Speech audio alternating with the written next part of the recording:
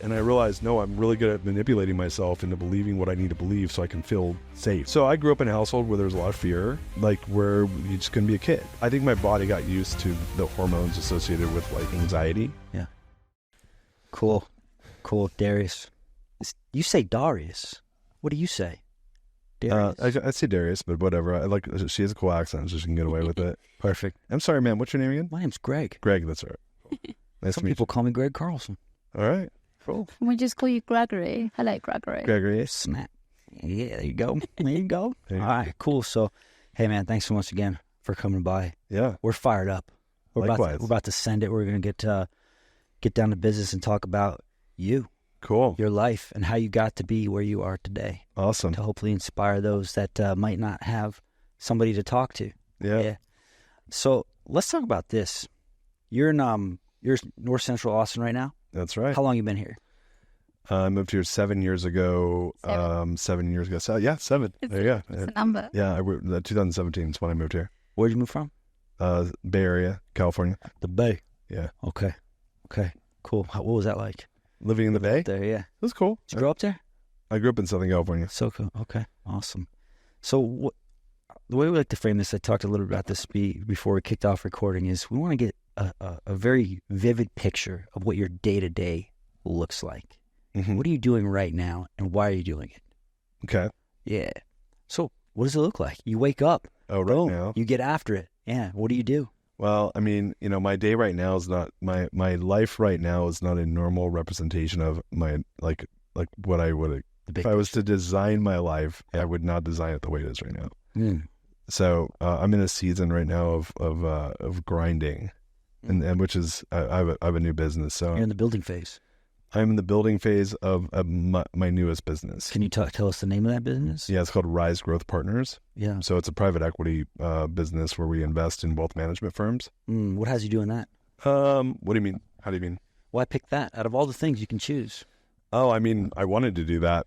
So What's the draw? Yeah, I decided, probably 8 years ago that I wanted to get into private equity. I always wanted to buy companies and help them grow, but I didn't want to be the operator because I spent a long time, my whole career was around helping build companies that were my businesses. And then 8 years ago, I'm like, I think I'd be pretty good at buying companies and helping them do better. But I was running my business at a pretty big mortgage company then. I was running that business and got out of that business a couple of years later. And then it's kind of a long story, but I ended up in 2022, in summer of 22, I was in Oaxaca, Mexico, and I was like, yeah, I'm in. I'm going to go start a private equity business. And so I was exploring a lot of different options in that area.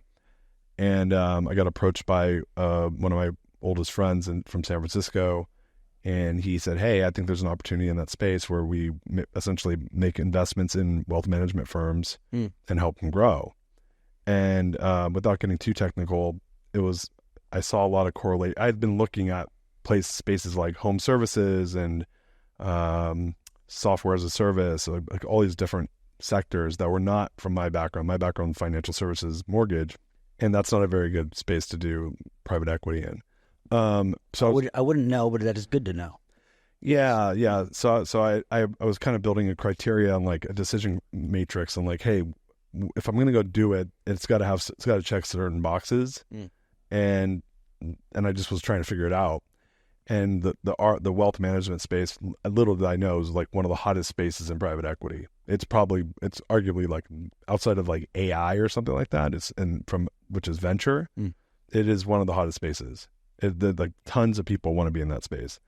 And I didn't know that, but I understand now why. It was the same thing that drew me to it. And so he came to me and said, hey, I have this idea where we can invest in wealth management firms, but help them grow to become much bigger. And so I started looking into it. I'm like, oh yeah, man, this checks a lot of boxes. And then, so we launched that business, which is now called Rise Growth Partners, in January, startup. I'm like, okay, we got to go raise money. I'd never raised money before. I always bootstrap my companies. I'd never allocated capital before, and I was new to the wealth management space. So so by the way, like if you're a listener and you're trying to start something new, like I just gave you 3 good reasons why you should not do something. Yeah. Like if you're new to it, like you don't know what you're doing and you don't have experience, you don't have a background. but I'm not new to business, and I know a lot of people. So I went out. I'm like, I'm just going to socialize the idea.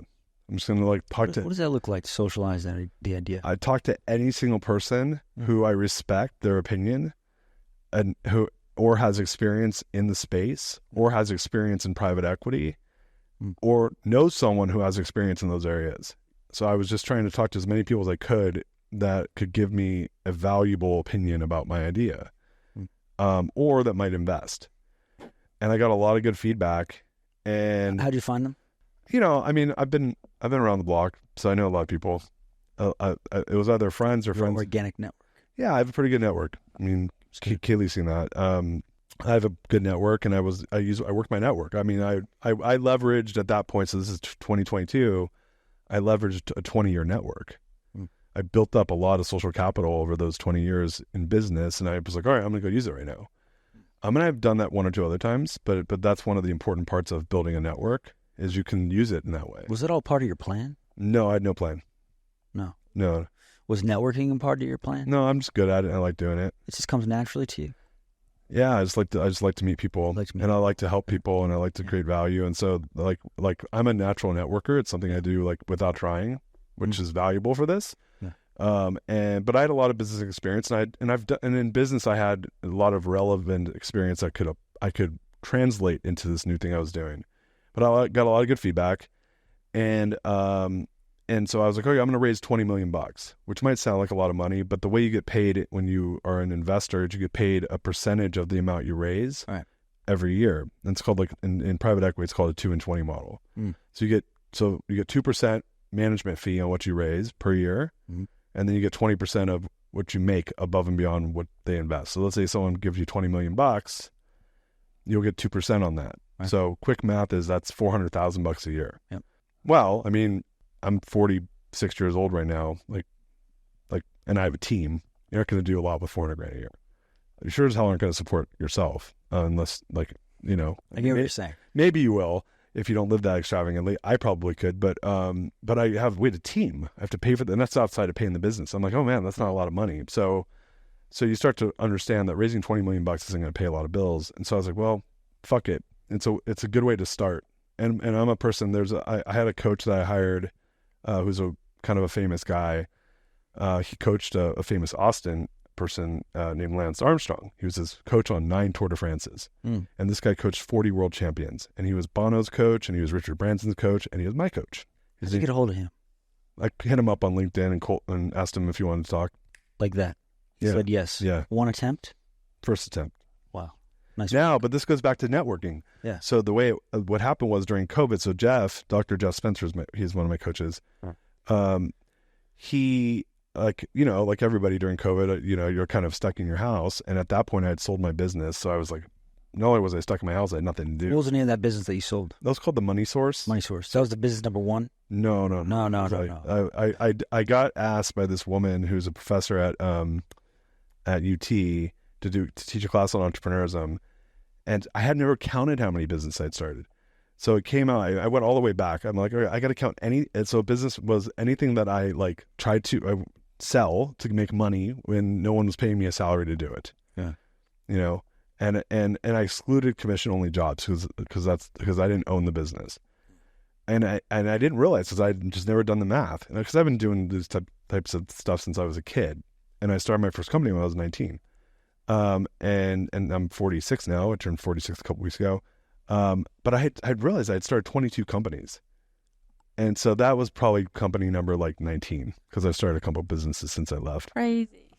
Yeah. It's really funny because I did a matrix, success, yes or no. And there was success was if I made $1 of profit, it was successful. And I think out of those 22, I want to say 12 of them, or it was half, or it was less than half, were successful. How many people that you've met throughout your career have taken a similar approach where they've kind of thrown businesses on the wall and then, whatever sticks, you go with? Yeah, I've never, I don't know. Basically, who do you know else that's had 22 businesses or close to? I don't know. No, right? Honestly, I don't know. Okay. Most of the people I know, they do one thing, they stick with it. I'm just not good at that. And so So yeah, I don't know. Where were we? That was like so. So I'm sitting there, and I'm like, and I I've gotten very involved in entrepreneurial communities over my lifetime, and I was chairman of this program at MIT called Gathering of Titans, which is like this really cool entrepreneurial program. Yeah, that's really cool. And there's some amazing people in that program. Like one of my buddies in the program is the CEO of 1-800-GOT-JUNK, and he's now in Canada. They have Shark Tank here. They have a thing called the Dragon's Den in Canada. Yeah, he's their newest dragon. Whoa. So like that's cool. Yeah, totally. This guy's his name is Brian Scudamore. I love him. He's in one of my buds. And so like guys like Brian are in that program. So like really good people, like really like accomplished people. And so I was the chairman of the program. And so I had to build a speaking group to come speak to the group, because that's what we do. We meet once a year. We bring in all these awesome speakers. And so I was listening. You guys know Jim Quick? Yes. He's the guy that helps you remember your dreams. Yeah. So I'm listening to Jim Quick's podcast. He's interviewing Jeff. And it's like 4 a.m, like in March of 2020. And I'm like bored. And I was like, oh, and I'm like, I want to meet this guy. So I was like, fuck it. And I just like hit him up on LinkedIn, and he responded. Jim or the other one? Jeff. Oh, Jim. Jeff. Yeah. I've hit up world-class coach. Yeah. I've hit up Jim a bunch of times. He hasn't responded to me yet. They all respond sooner or later.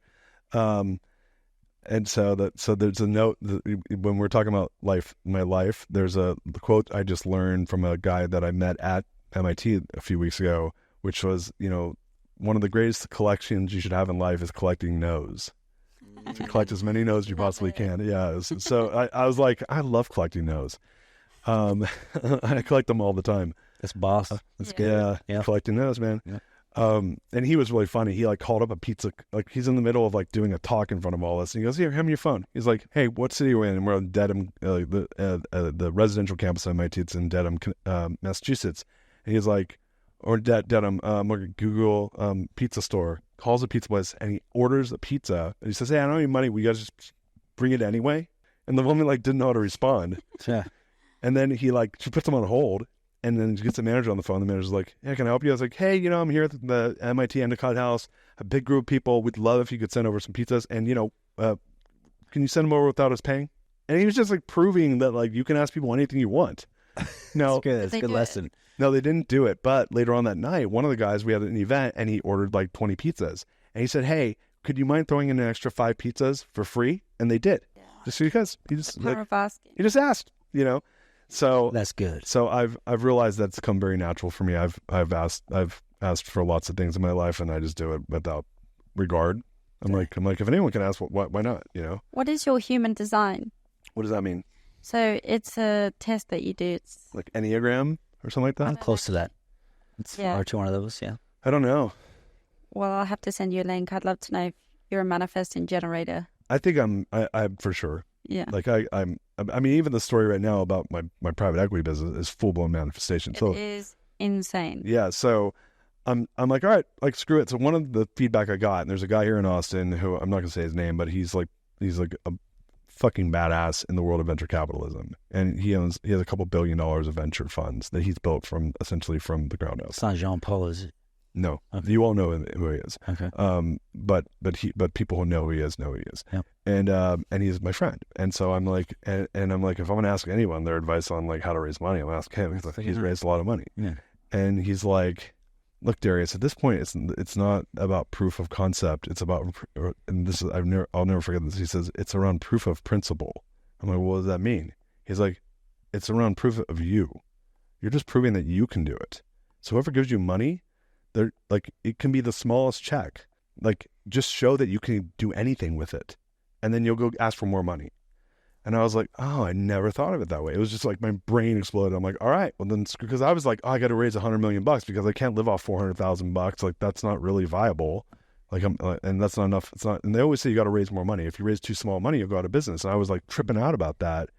And so this proof of principle concept came up, and I was like, screw it. I'm just gonna go like, I'll raise $10 million, whatever. And so I quickly raised about $12 million.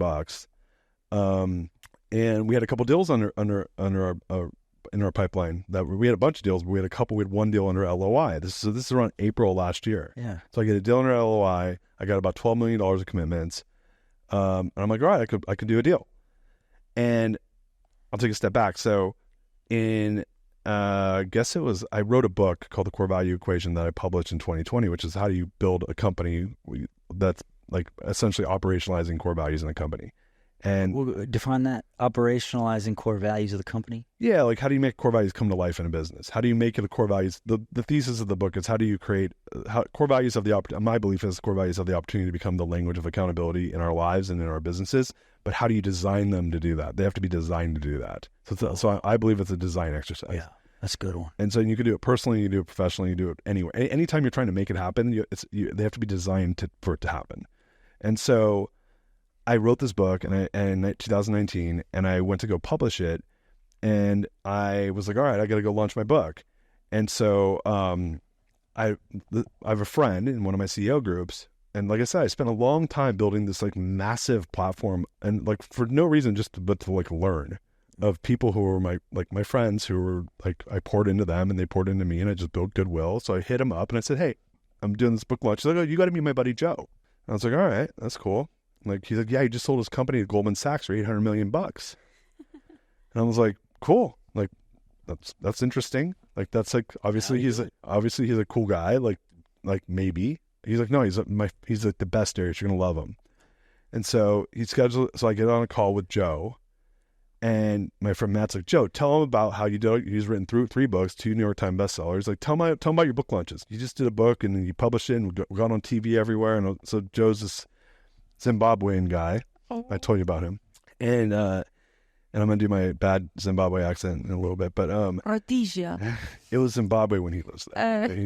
He's 56, so it was Zimbabwe when he grew up there. But and so he so anyway, 30-minute conversation. I text him a couple times, never responds. I was like, all right, whatever. Like, seemed like a cool guy. Like, it was cool. He gave me some feedback about book launch. Again, you're seeing a theme here. I always ask for feedback, right? I always want feedback. I want to like know how people did things I want to do. So I have this belief, I'm going to say this, that like if any, like, and this does not hold true in every capacity of life, but I do believe in business, it completely holds true, which is if someone else can do it, I can do it. Like, I just believe that. Like, there's no limit. Right. Now, could I go and build a competitor to like ChatGPT? Probably not. Like, I'm not technically smart enough. I can probably go find people that would be smart enough, but I really don't understand technology well enough to be that would be not a great fit for me. But I believe like I could build $1 billion company. Why? I don't know. Because other people have. Like, if one person can do it, I can do it. Like that. And I've had this belief literally since I was like a little kid. I was like, it was a gift God gave me. I was like, hey man, like people talk about having imposter syndrome, and I'm like, I literally don't have. I don't even know what it feels like. Yeah. Like, I walk into a room, I'm like, yeah, I belong here. Yeah. And they're like, I've only experienced imposter syndrome once, and it was when I met Elon Musk, and it was because I didn't know what to say. Right. And what do you say to? Like, it was him, his brother Kimball, the 2 creators of the TV show Westworld, my buddy who is he was the agent for the Westworld people, and me. And we're in a room like this, and like literally where Kaylee is, where Elon's at. Did you were you starstruck, or was No. I don't. I'm never starstruck because I'm like, there's just another human. Like, I don't that doesn't exist for me. I'm like, why would I be starstruck? They're just a person. Yeah. You know? Yeah, and you probably have the mindset that it's only a matter of time for you to get to that point. No. I probably did it when I was younger. Now I don't believe that there is a point. There's no point. There is no point. Like, that doesn't. Their point is a fake. That's a lie. Oh, okay. Like, there's no like they're there. There is no there. Like, yeah, it's even better. Yeah, because I mean, the way you learn that is by doing it and going there, and then then you're like, oh, this doesn't feel like nothing changes. Like nothing's different. Yeah, and then you're like, oh, that must be the next there, and then you go to the next there, and you're like, wait a fucking second, this is the same as the last one.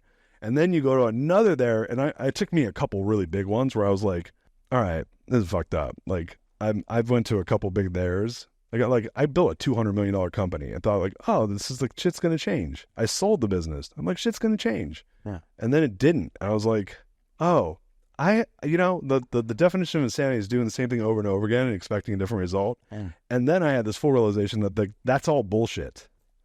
That means nothing. Like, the question is like what happens in the next 10 seconds is what matters. And are you maximizing the moment? And are you doing maximizations of one 10-second moment after the next to like live an awesome life? Mm-hmm. And there is no like, oh, I'm going to get to where he's at one day. I would never want to do that fucking guy does. Like, like Elon Musk's life looks miserable to me. Like he was doing cool stuff as far as creating cool stuff. That part I think is cool. But the way he's getting there, have you guys read his book? No. Go read his book. I read his book and I was like, oh, yuck. I don't want to do that. He's got like 10 kids, like barely sees them. Like, that doesn't sound cool. Doesn't sound like a great life. Yeah. Seems like Lonely life. Missing the point a little bit. Yeah, listen, he's the richest dude on earth, whatever that means. I mean, like at a certain point, like, what are you going to buy that's so cool? Like, I lived a long part of my life believing that mattered, and until I realized it's a total bullshit. Yeah. So no wrong answer, no specific way to answer this either. What would you say is the point? Oh, I think the point is to really maximize your existence. Like there's a guy built. In which way? I think that we're given the moments in our life to like maximize our existence within the moments. And so I think that we are given, I'm a believer in God, and some people may not believe that, but I'm a big believer in God. And I'm like, look, I think our purpose on earth is to live our talents, maximize our talents to create value in the most profound way that we can, given the talents we have, that we can then optimize those talents and make them bigger and better to then create more value in the world. And then how do you take that and do that every 10 seconds, every day, nonstop, to then create more cool shit? Right. Like, that's the point. And you can do it. And then how do you do that to affect people, to like truly show up for people so that they can do it too? And like, for me, I'm clear on that. Like, as long as I'm doing that, I'm good. Whatever someone else is doing, cool, good for them. Like, I don't compare myself against other people at all. It's like zero. And by the way, I was the opposite of that.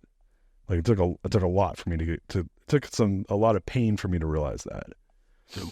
Because there's a quote I love, which is compare despair. And I was a compare despair person for a long time. But now I'm not. When you say a lot of pain, what specifically comes to mind? Oh, I mean, throughout your growth journey. Yeah, I think that, I mean, tons of stuff, tons. I mean, it's a really, you're asking me a 40 plus year story, right? So, specifically to realizing that, money or whatever isn't all it. It took me hitting a certain level professionally and financially where any normal human would look at that and be like, dude, that guy is killing it. And for me to feel like I was sucked. Mm-hmm. So you just had a realization one day. I was just like, hey, like I was 44 and I was in Mexico. I was in Oaxaca, Mexico. I went there for a month and I was like, I wasn't doing it. It was in between. I'd sold my business in 2020. I sold my ownership of my business then. I had exit. It was a pretty successful exit. I'd done pretty well the previous 10 years. I was in a position where I was like, kind of can do whatever I want, more or less. Like I mean, it's not like crazy stuff, but like I don't really have to do anything if I don't want to. Yeah. I have a lot of options, and so I was kind of taking my time because I'm a creator, and you asked if I'm a manifester, and I'm a person that's I feel the urge to create and build stuff, and at that point I had built a management consulting business, literally from like zero to, it was like, and just me and a couple assistants to like $2 million a year in revenue in like 8 weeks, like that. And so I had this cool little business, and I had been running a $200 million company that I had built prior to that. So like, if I was sitting there, I'm like, this is the worst, and I suck. I can't believe I'm running this small little company, that like is like 80% profit margins. Like I'm not even grateful for that, right? And I was like hustling and starting a mastermind, and I had about 12 companies in that mastermind, and I was coaching 12 CEOs, and I was at my podcast, which was growing a lot. And I was sitting there like unhappy, and I'm like, I'm taking a month off and I'm going to go to Oaxaca. Like I always had a business where I had to be in the States, and this is in summer 22. And I'm like, I'm going to go to Mexico for the summer with my family, get the hell out of Austin, which is hot here. Right. And Oaxaca is cool because it's the worst. But Oaxaca is like mile high. It's like Denver. So you're like, it's beautiful. It's like really, it's a cultural center of Mexico. I got married there, so it holds a special place in my wife's heart. So I go there, and I'm so anxious, and like I'm just beating myself up about like what I should have done differently the last 10 years in my business and how I could have exited better. and why I'm doing what I'm doing now. And I'm just beating the crap out of myself, like mentally, like, because I have tons of space. And so if you really want to know, like, how you're showing up in life, go somewhere and be quiet. And I was quiet. I was forced to be quiet because my internet access there sucked. So I couldn't distract myself with my phone. I had turned off a lot of my work because I wanted to take that time. And I just had the ability to, I wasn't doing any podcasts. I told my coaching clients, hey, I kind of toned it down for the summer for that month. So I just had a lot of space. And I'm in this like cool country. I'm, abroad. So like everything I'm saying sounds awesome, right? Like I rented this woman's house her name's Leela Downs, and she's like a Grammy Award winning, like famous Mexican, like folk singer. Rented her cool house.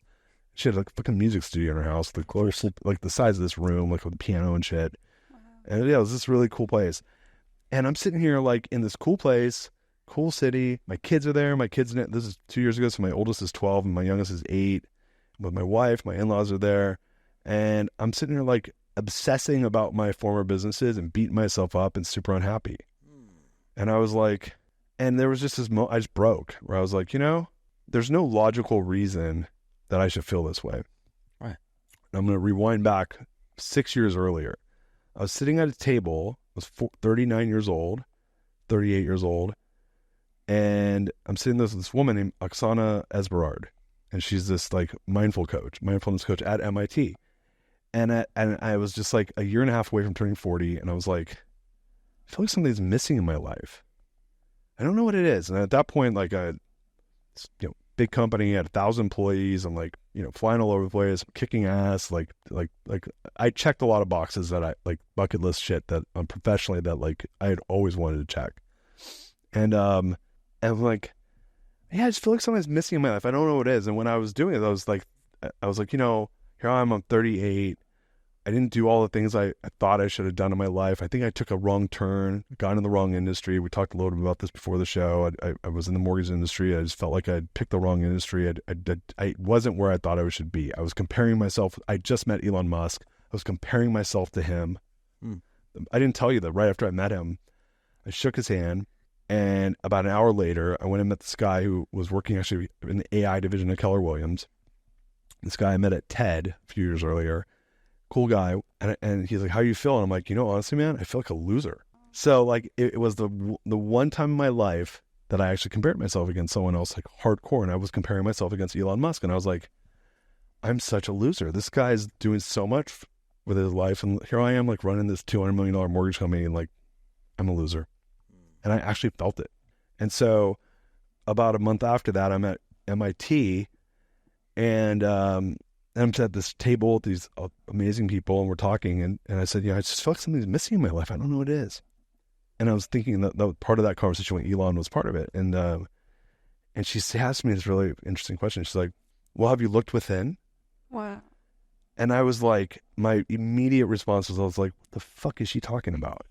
I'm like, of course I looked within. I'm like the most contemplative person on earth. I'm sitting here obsessing about this shit. And she's asking me if I looked within. Of course I have. And I was just like, well, yeah, I have. I just don't know what to do. It's just like, it's this emptiness feeling. And so that was the beginning of it, like that moment. And here I was 6 years later. And there's a whole story in there where I ended up basically like quitting my job and selling my business. And like, I had a full fucking meltdown, that was when I was 41. So it was like 2.5 years after that, full blown meltdown. And then I was like, all right, I swore off this industry that I had been in for 20 years. And I'm like, got into coaching. I'm trying to figure out what the hell I want to do with my life. And so here I am. I sold the business. I had to exit. Financially, I'm doing well. Built all this new stuff. Did my book. Did my podcast. Coaching a bunch of people. Awesome stuff's happening for me. I'm still trying to figure out, but I know it's not like the next thing, but it's like a good like stopover. And I'm sitting here and for one moment I get quiet and I'm in Oaxaca and I'm like, maybe the issue is not outside of me. Maybe the issue is this. Like there's a constant variable here, or there's a constant denominator here, me. I'm the one that's constant.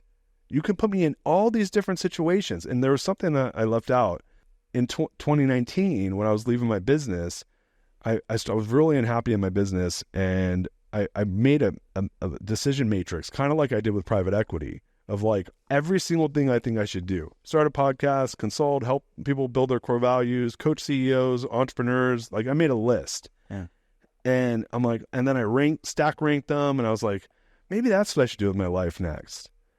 And then I went and did all of them. I did every single one. Yeah. Literally, I looked at it later. I was like, holy shit, I did every single thing on that list. And I was still unhappy. And so then I had this moment when I was quieted down in Oaxaca, when I was like, it's me. Wow. like you can put me you could take me out of any situation, and I can create logic around why, when this one thing changes, then I'm going to be good. Yeah.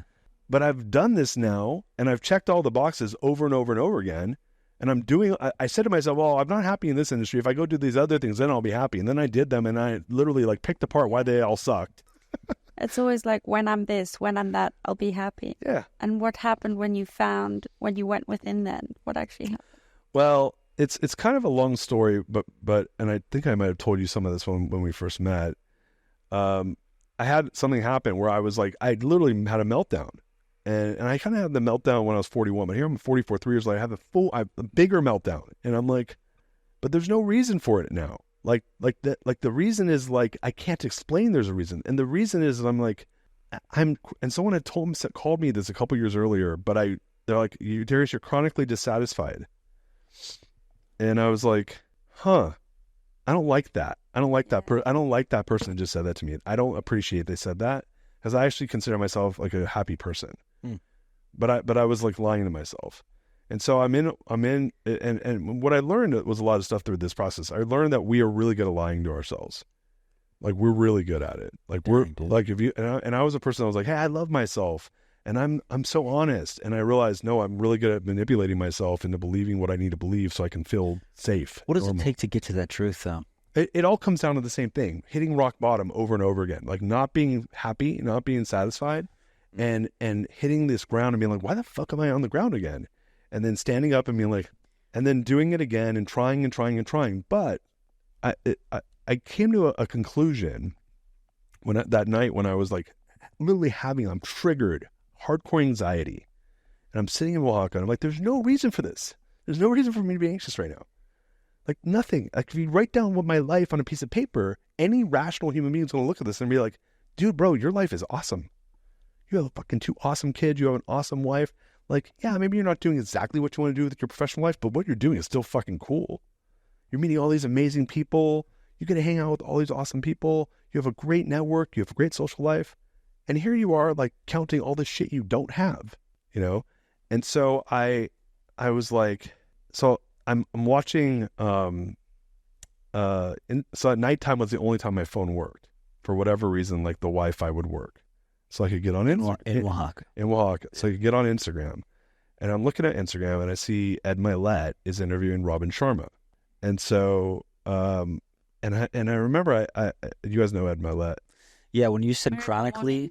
Is he the Miracle Morning guy? No, that's Hal Elrod. Oh, hell. When you said chronically dissatisfied, it reminded me of Ed Milet when he says blissfully dissatisfied. Oh, I haven't heard him say that. But I was not an Ed Milet fan at all. I was like, I grew up in Southern California. He's kind of this like jacked dude with like dyed hair, and you know, like he's in his 50s. Good, the guy's fit for his age and stuff, but it's kind of like he's got like a arm tattoo, like a you know, like kind of a tribal tattoo. I've seen him a couple times on stage. Yeah, dude, he's great speaker, right? But I was like, here's an image of him with his private jet on Instagram, and I was like, who's this fucking douchebag? Like, I hope he never hears. Maybe he should hear this, because like he changed my life in a really profound way, and I really do want to meet him. And so I'm like, so I see him interviewing Robin Sharma, who I didn't really know that well either, but a Robin who I just actually interviewed Robin Sharma like a month ago, which is fucking awesome. I think I saw that. Yeah, it was so cool. Like, it was so cool. Like, manifesting is good. Like, I hit him up a bunch of times, and then he came on the show. He actually once replied to me on Instagram. Really? I actually wrote to him, and I mean, I don't know if it was him, but yeah, I feel you. If you don't ask, you don't get. Yeah, you got to collect no's.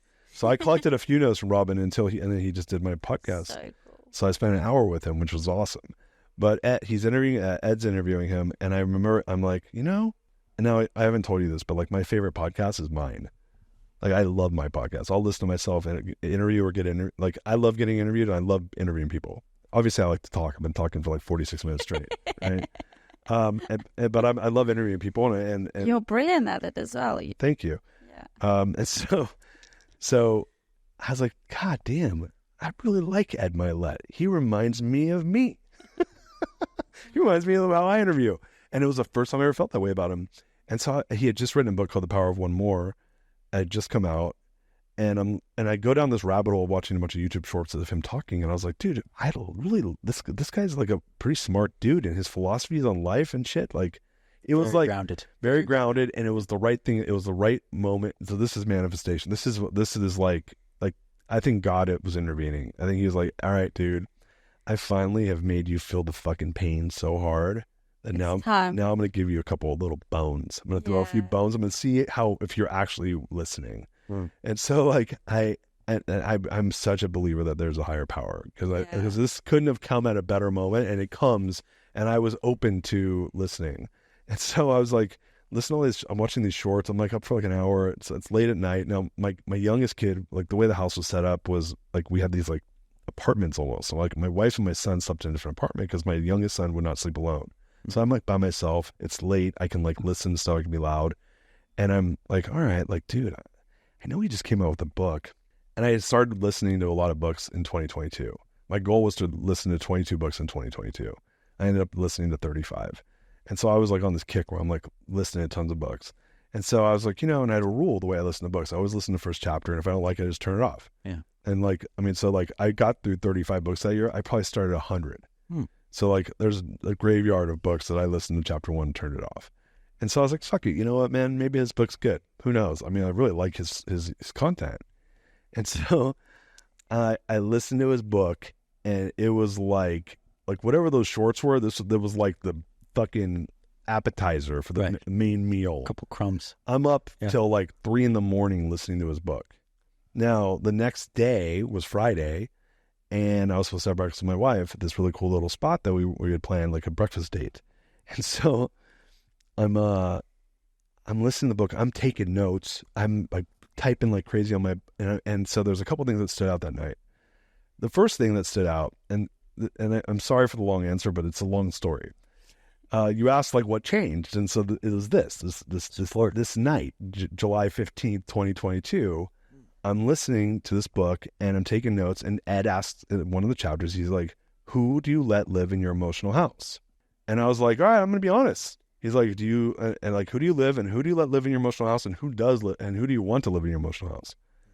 And he's talking about like happiness and joy and gratitude and like love. And I was like, yeah, man, that's who I want to live in my emotional house. But if I'm to be honest, and mind you, I just had a couple hard weeks because I'm like having high level anxiety and beating the crap out of myself and calling myself every name in the book mentally for like day in and day out and replaying every bad decision or every decision that I should have made better with hindsight being 20/20, 24 hours a day, day in and day out for the last 2 weeks straight. And I was like, you know, if I'm to be honest, like those dudes aren't living in my emotional house. Like they're there like 5% of the time. Yeah. And if I'm gonna be honest, 95% of the time it's anger, it's frustration, it's envy, it's like greed, it's all these negative things, mostly envy and like anger. And I was envious of a lot of people, and I was angry, and I felt like I was getting fucked, and I felt like I was getting the short end of the stick, and I felt like I was unfair. And so I was like, you know, I don't really want those people to live in my house. I want the good people to live in my house. Like, that's all I want. Like, those guys aren't serving me anymore. Remember when our parents would tell us that attitude is everything? Yeah. I guess it really is. Totally. And you have a choice in it. But look, you know, it's funny because there's a lot that goes into like your thoughts, and you know, I was carrying a pretty heavy burden of a lot of stuff from my childhood and things that had gotten me to this place. And there's a cool book called What Got You Here Won't Get You There by Marshall Goldsmith. And I used that stuff, all that negative stuff, to fucking like whack myself and like whip myself into achievement and to prove that I can do hard things. And there is power of negative thinking. There is power. There's power. Like it can be destructive though. Yeah, like if you look at a lot of like perfectionists or athletes, like a lot of them are like, I'm gonna fucking prove every motherfucker wrong. Mm-hmm. And that's an angry force. Fucking anger force. Like that had been fuel for me. I'm like, oh, fuck you. I'll prove you all wrong. And I'm like, I'll just work fucking 20 hours a day. I don't care. Like you're gonna go fucking have fun. I'm gonna fucking outwork you. And it worked. Like it worked pretty well actually. And I leveraged that force for a long time. At that point, it was at least like since I was like 12 or 13 years old. So it was like 30 years. Like that was my fuel, telling people to fuck off and like that I would prove them wrong. I used to tell people, if you want me to do something, tell me I can't do something.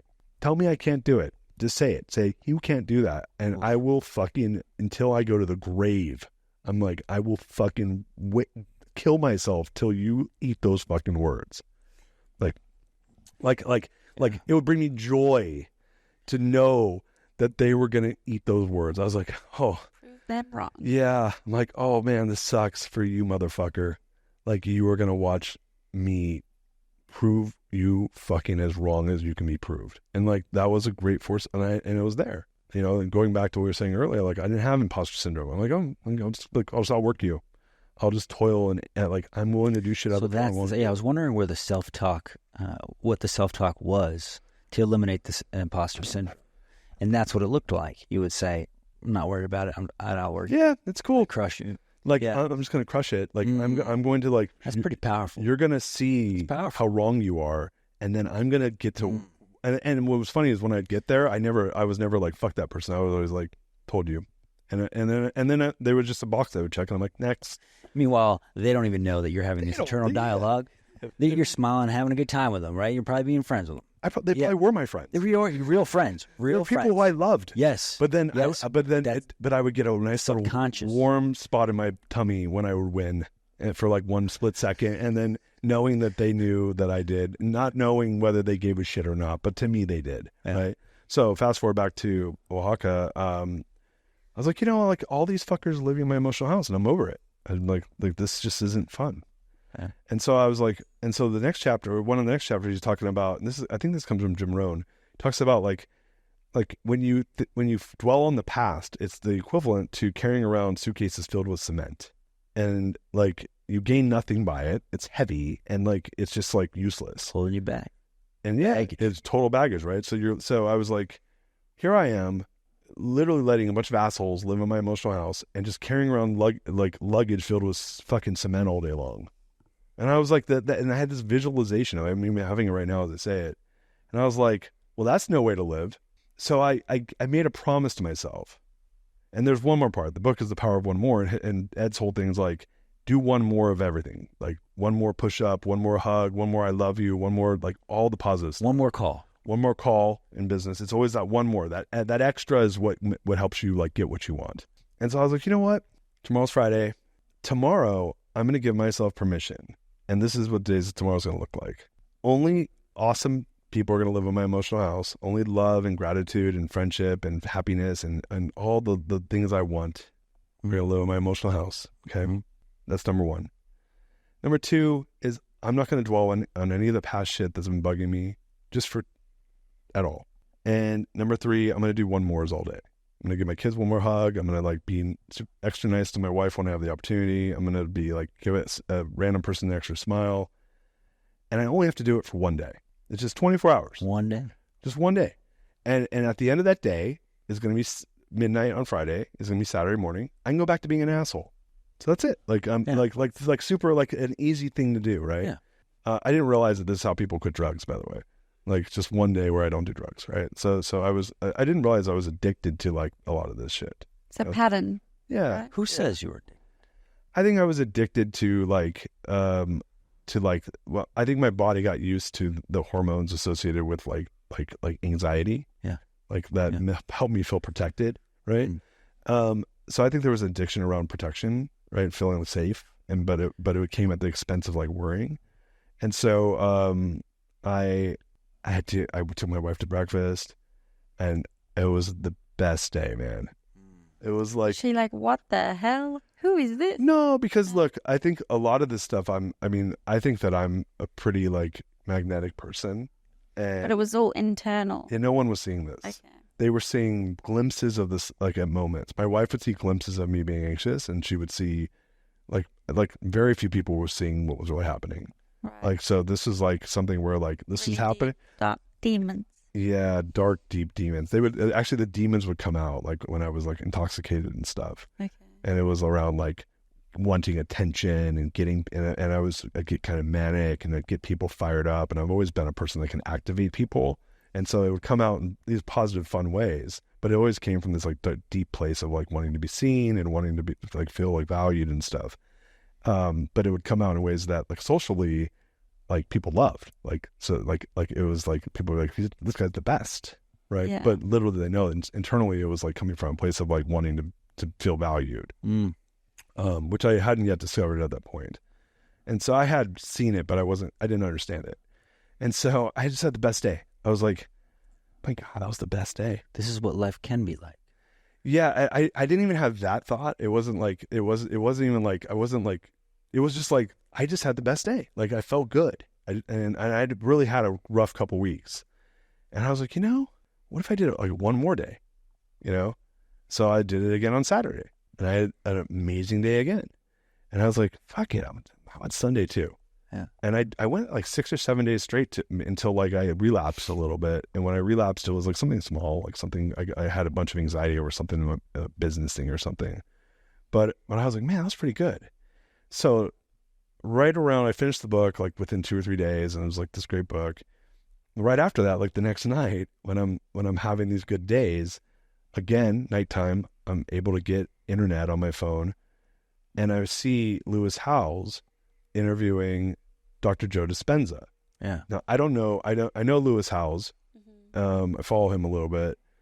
Our podcasts have similar names. His is The School of Greatness, and mine is The Greatness Machine. You got to interview him. I know, yeah. I'd like to interview him. I think we've asked him to be on the show, but he's hard. He's hard. It'll happen one day. They'll all be on the show. I'll find him for you.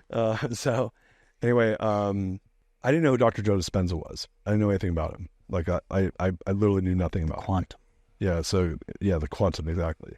And so I see him and he says something. And it was kind of the same thing that happened with Robin Sharma and Ed, where there was something he said, and I was like, huh. It was like, I don't even remember what it was, but whatever it was like, it like kind of struck me. And I was like, who is this guy? And it was like the right message at the right moment. Yeah. And like the same thing that had happened a few days earlier just happens again. And it was like, I heard the thing I needed to hear at the moment I needed to hear it. And I was like, who is this guy? And I go and I look and he's, I look him up and he has all these books and I was like, and I'm reading, I'm devouring books, right? Cause I'm on this book kick. And my goal is to like get through 22 books. So I'm like, all right, well, I have nothing to do. I'm going to pick up another book. And so I go, which of his books do I want to read? And so one of his books is called You Are the Placebo, which is about like how you can essentially cure yourself of like cancer through your thoughts. And I'm like, that's not really applies to me. Like, I don't see how I'm going to use that. But then I see a book, which is Breaking the Habit of Being Yourself. And I was like, that's what I want to do. Yeah. I want to do that. Bingo. Yeah, like that's what I'm trying to do right now. Yeah. Like, so I start just going through the book. Same thing. I'm like, oh my God, this is like exactly the book I need to read. Which, by the way, like I've now probably read 100 books since like in those 2 years since then. And like, it always happens to me. I always get the book when I need to get the book. Yeah. It all happens at the time it should. I get the book that I need to get when I need to get it. So I think it's I honestly believe that this is how God like talks to me through like recommending me books. Well, you also are receptive to it. I'm totally open to it. Yeah. So yeah, if you're closed off and not looking, it won't come to you. Yeah, I'm a very naturally curious person, but I mean, I was looking in 2018 when I was like when I had the moment where the girl asked me if I would look within. Which, by the way, I'm interviewing her on the podcast again for the second time, like in next week. Wow. Which would be cool because like it's a full like come around circle with her. And yeah, that's so cool. She's gonna see like she's a cool. You're like, hey, I finally got it. No. Yeah, I am gonna talk to her about it. I can't wait to talk to her. But so I'm reading that book. I'm taking notes. And I'm like, oh shit, yeah, man. Like his whole thing is like your thoughts get essentially create neural pathways, and those neural pathways form over time, and they create like essentially these responses that create your emotions. And I was like, man, I want to rewire my brain. like I have all these ways I think about stuff. And so at the end of the book, it's like July 29th. I'm on my way home from Oaxaca. We've been there for the whole month of July. I'm in the Dallas airport, and I get to the section where he essentially has a 4-week meditation where you rewire your brain. Yeah, yeah. Have you guys done this, by the way? It's on the list. I haven't gone yet. No. Oh, you should do it. If there's anything you want to work on, his rewiring meditation is like game changer. Is this not the one where you go in person? No. You can do that if you want, but I just read the book and then I'll tell you what I did. So I read the book, and at the end there's a 4-part meditation, and it's like a guided meditation. And so week 1 is and it's a 4-week. Week 1 you do like the first meditation, which is an induction. It's like getting in your body. And then week 2 you do the induction, and then you do the week 2 meditation, which is basically like you pick the emotion you want to work on, and he like takes you through a meditation on essentially like teaching yourself to like change that emotion when it's not serving you. And then week 3 is surrendering to a higher power, and then week 4 is like your new state, right? So I'm gonna like set the table a little bit. So I go and I'm like, all right, man, like I'm down. Like let's do this. Like I want to break the habit. Why not? I want to break the habit of being myself. Yeah. I want to like fix this. And for me, it was around like anger and like anxiety and fear. Like I had a lot of fear. I love it. I was very like the emotion I wanted to work on was fear. Like I'm always scared of bad things happening. At least I was then. And so I do and again, I'm like, I like my voice, so I like record myself reading the thing, and I do it slow, and it takes 8 minutes for the induction, and then I record myself doing week 2, and then I record myself doing week 3, and then I record myself doing week 4. And so it ends up being a 32-minute meditation, but you go week part by part.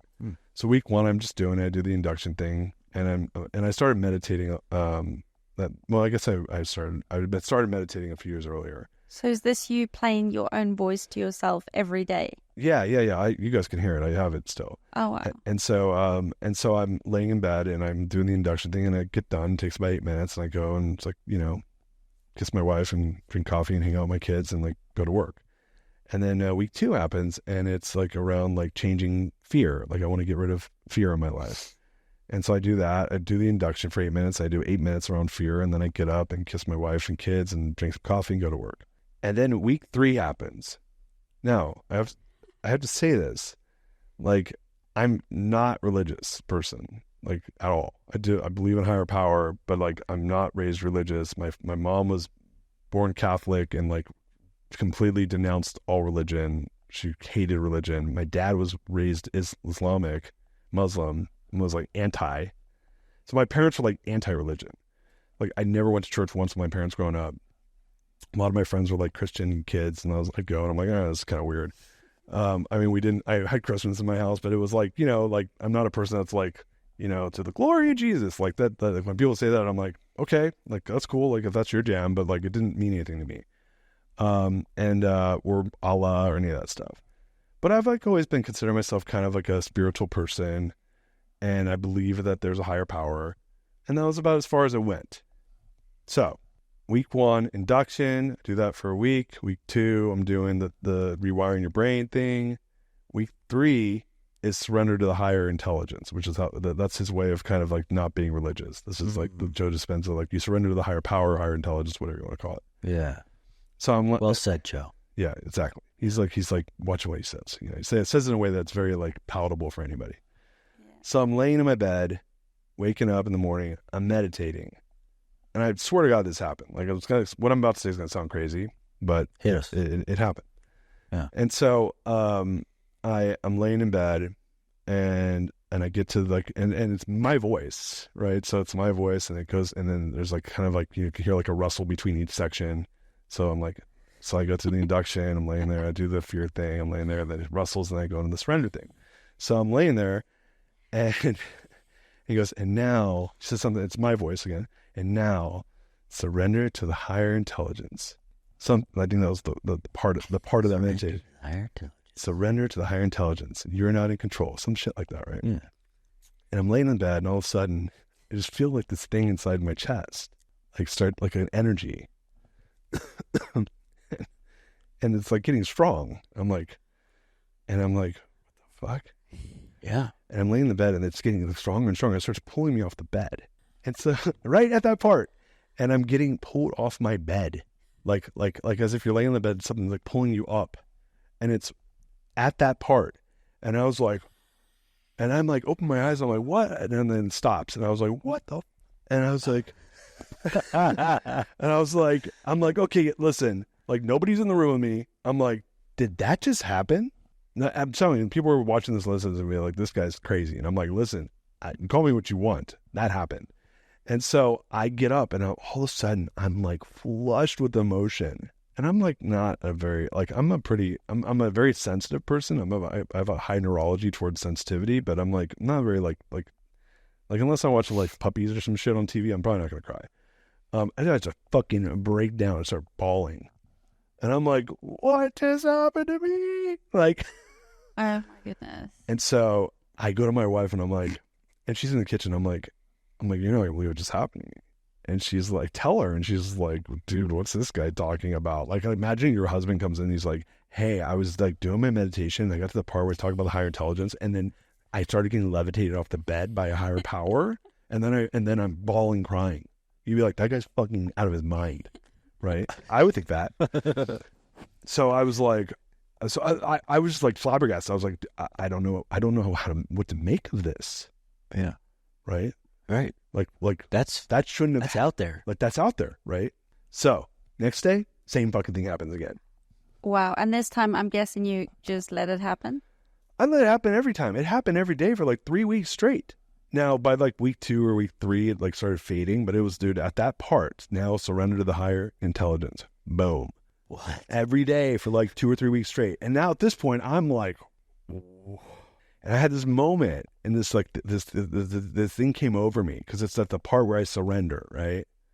And I'd had glimpses of this over like where I'd visualized surrendering, where I felt free. And I was like, what if I'm not in control of my life? Like, what if I'm not the one that gets to choose? And I never like really totally internalized that before. I never thought, because I'm not a person that's religious. I'm not someone that's like, oh, I'm just here doing God's work. Like, I'm a person that's like, I'm going to grind and make it happen. And I was like, what if I'm not the one that's in control? And like imagine if you believed, like, which probably a lot of people watching this are like, I am in control of my life. And I'm like, what if you weren't? And what got me there was I was like, I have white knuckled the fuck out of this thing. I've tried as hard as you can try.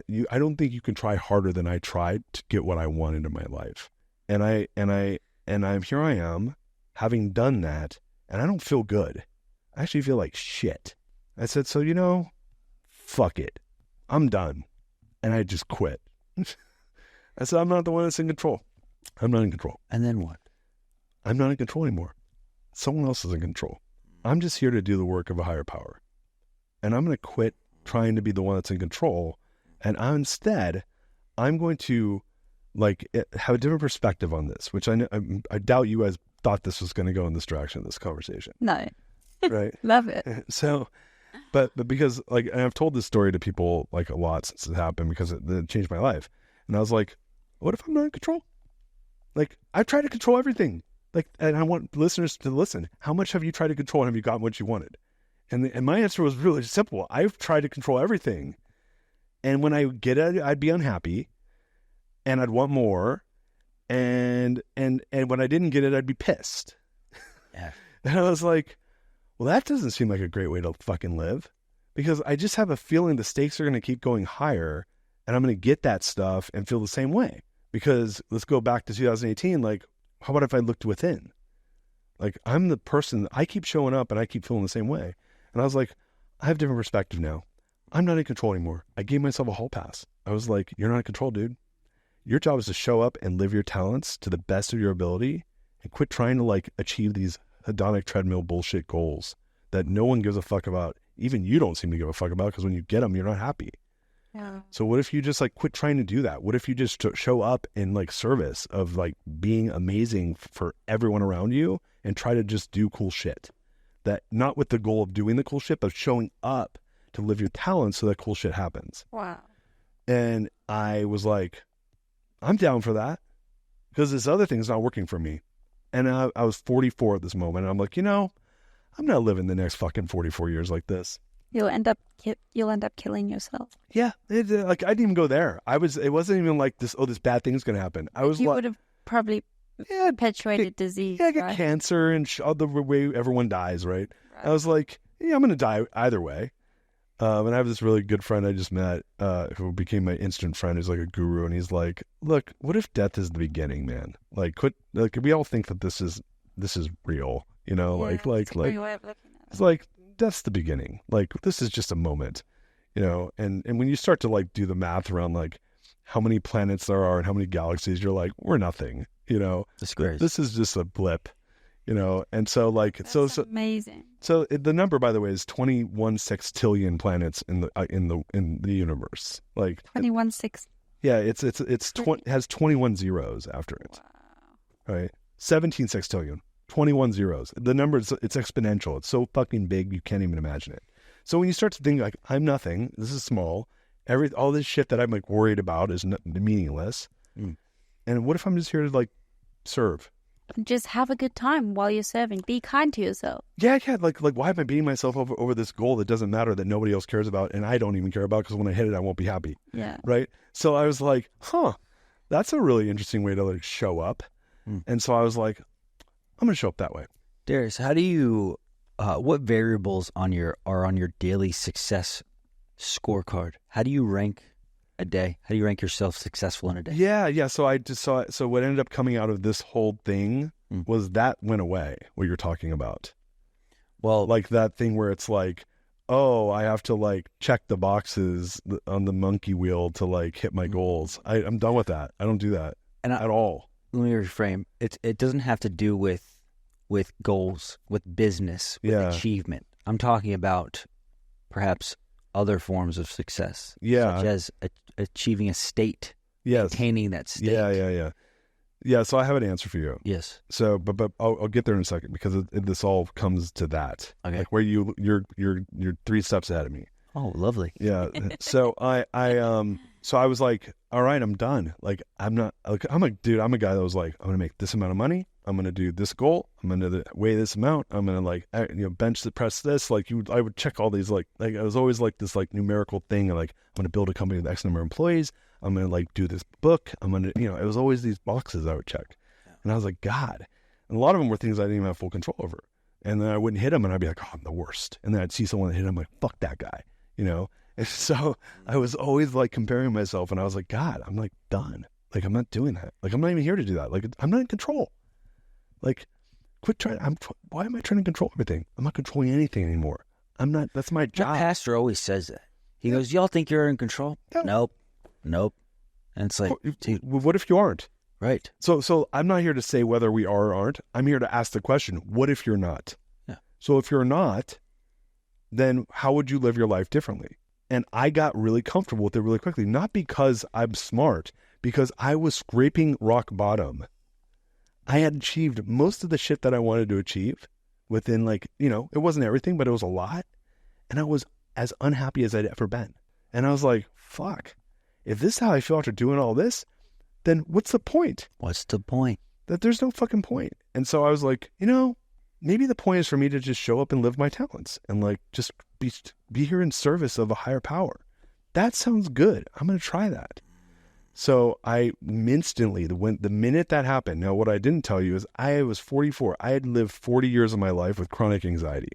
And the meditation I was doing was around the fear that was creating the anxiety that I wanted to get rid of. And when that moment happened, when the surrendering and then me envisioning the future self, the 4-week meditation, a switch turned on. I went from being a chronically anxious person to zero anxiety, like zero. Like I quit, like I didn't have any. And it was like, I'm telling you, like anxious, like where I'm always anxious, to like literally having none. It was crazy. I was like, and it wasn't like, oh, and I'd been working on my anxiety for a long time, and I had built all these systems around managing it, and I had seen tons of therapists, and I had a meditation practice, I had exercise practice, and you name it, I was doing it. And it was all this like tactical shit. And the thing that stopped it from me was I was like, well, you're not in control, man. So what are you worried about? You're worried about some shit that you're not in control of. So why are you worried about it? And so the minute I was like, well, I'm not in control, so why am I worried about it? Like, I mean, bad shit would happen, and I'd be like, well, I'm not in control, so like, fuck it. I'm just going to try to make the best of it, right? And the minute that happened, my anxiety like literally went from a constant state of anxiety to 0, and it was overnight, and it has stayed that way. And I'm on year 2 of it being like, I'm almost 0. And I have my moments where it'll come back, and I'm like, oh, that's interesting. Like where's this coming from? And then I've gotten to do other work, but so that was the first thing that happened. And that was in the fall of 22. And then you're talking about Hal Elrod. I read his book, Miracle Morning. I started doing a Miracle Morning practice. And it was interesting when I was doing Savers, which is like silence, affirmation, I can't remember, visualization. I'm forgetting the other ones. But anyway, I started doing what is it? The daily affirmations. Yeah. And it was amazing, man. Like, So this is when I started the private equity business, and I had written on there, I want to raise $100 million, but I was like not attached to it. I wasn't like, oh, if I don't do that, I'm a loser. I was like, oh, that would be cool if that happened. So I had a new approach around like manifestation. Before it'd be like, I would whip myself to make it happen. And now I was doing it different where I was like, no, there's no more whipping. Like that would be cool if it happened, and I should go do the things that might create that. And if it happens, great. Yeah, so you're not focused on the outcome. 0 care about the outcome. And you're actually just enjoying. You're having fun. Yeah, it was just like it was just like, let's enjoy the process. I was a person that didn't understand what that meant. When you'd be like, hey, like it's all around the journey. I'm like, fuck the journey. Like I want the outcome.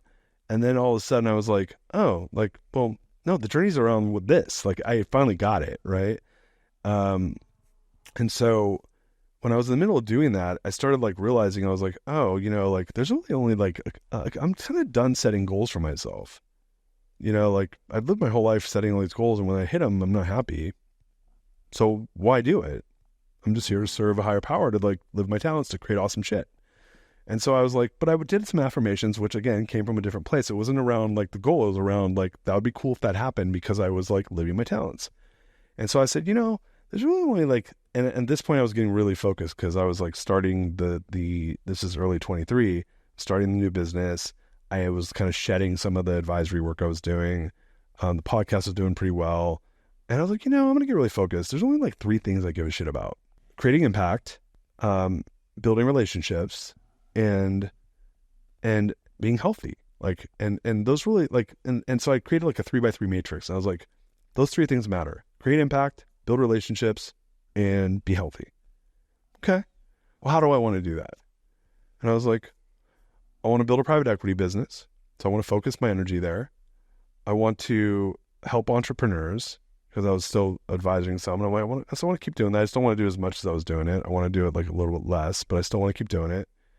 And I want to really lean into my podcast. Like, I love my podcast. It's building. It's like my creative outlet. So I'm going to spend my time doing that. And I'm going to focus my energy in those areas. Relationships. I want to pour into my family, my wife and kids, my brother and sister, and my mom, like my immediate family, but most of my wife and kids. I have a lot of long relationships. We talked about that earlier. I have this like network of people. I'm like, I want to keep pouring in I want to keep like watering those beds of flowers. Like I want to keep like going. A lot of people don't live here in Texas, but they're people I've known for 20, 30, 40 years now. Well, probably 20, 30, 35 years. I want to keep like investing in my old relationships, but I want to like build a network of friends here in Austin, because I never, like most of my friends weren't here, and I'd leave all the time. And I was like, no, I want to build a friend group here. Or friend groups, whatever. I just want to meet people here that are cool. Like, this is me, by the way, pouring into that right now. Like, this is like me agreeing to do this. Which, by the way, you don't know this, but I don't agree to do any podcasts, which is silly because I have a podcast. But wow.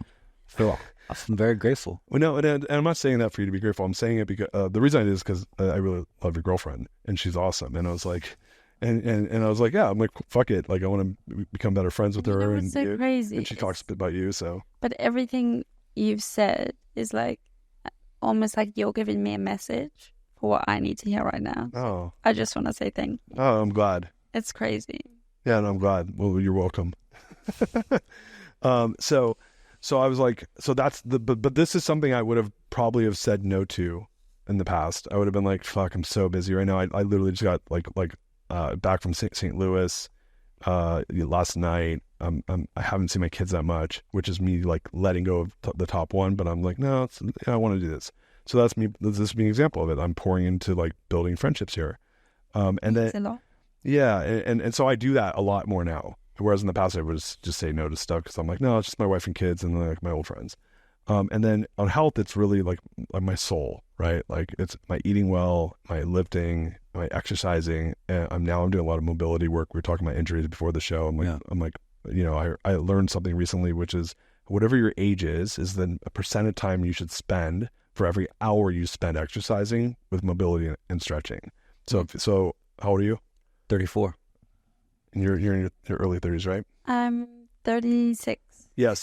But So my real age is 28. right. So that means for every hour of exercise, you should spend at least 20 minutes rolling out your muscles and stretching in order to have healthy muscles.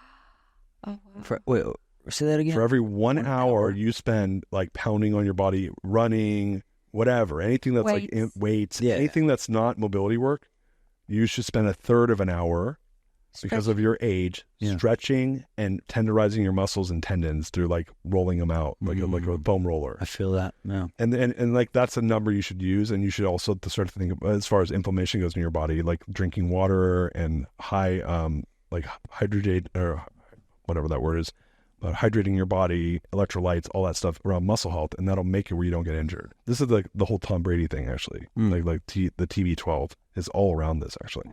What foods do you eat around inflammation? So for me, it's really mind, body, and spirit, which is soul, right? So it's exercise, diet, and meditation, and now with exercise is mobility. And so it's like, so I have these 9 areas of my life. You asked around goals, and I'm like, those are the areas, and I'm constantly leaning into them. And when I fall short on one, I go back to it. So in the past, I would beat myself up. Oh, I'm not hitting my goal. And now it's like, dude, my goals are simple. Am I working on my business? Private equity, yes or no? Am I working on the podcast? Yes or no? Am I like investing in my time in entrepreneurs? Yes or no?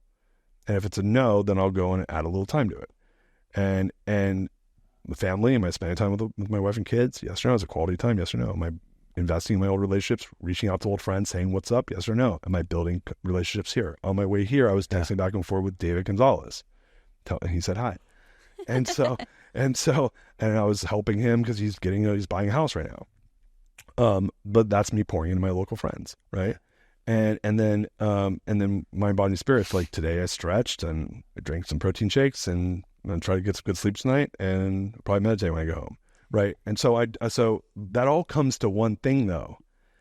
I got really clear on who am I trying to be, right? And so for me, it's who am I trying to be. The goal is for me to be those 9 things. Right. And those 9 things might change, or how they show up in my life might change, but I'm super clear that there's only 3 things that matter: impact, relationships, and health. And those are the 9 ways they show up. And that's how, and if I'm doing those things, I am who I'm supposed to be in the world, so I can live my talents, so I can create the value I want to create. And that is how you win. And so when I did that, I started doing that in the beginning of 23. I raised it. I got committed $12 million of capital in a business I had 0 experience in. I almost bought a company. And then I got reintroduced to the guy Joe, who my friend, remember earlier I said, hey, my buddy introduced me to this guy who helped me in my call. Yeah. Couple texts. So I'm now in the wealth management space because I'm raising money to buy wealth management firms. And mind you, like I'm not from the space. I don't, I'm like not a person, I'm not a known entity. I'm just like some random. And I'm seeing the industry. I'm now in the industry, and I see something come across the wires, and it says Joe Duran's leaving Goldman Sachs. And I was like, I know that guy. Yeah.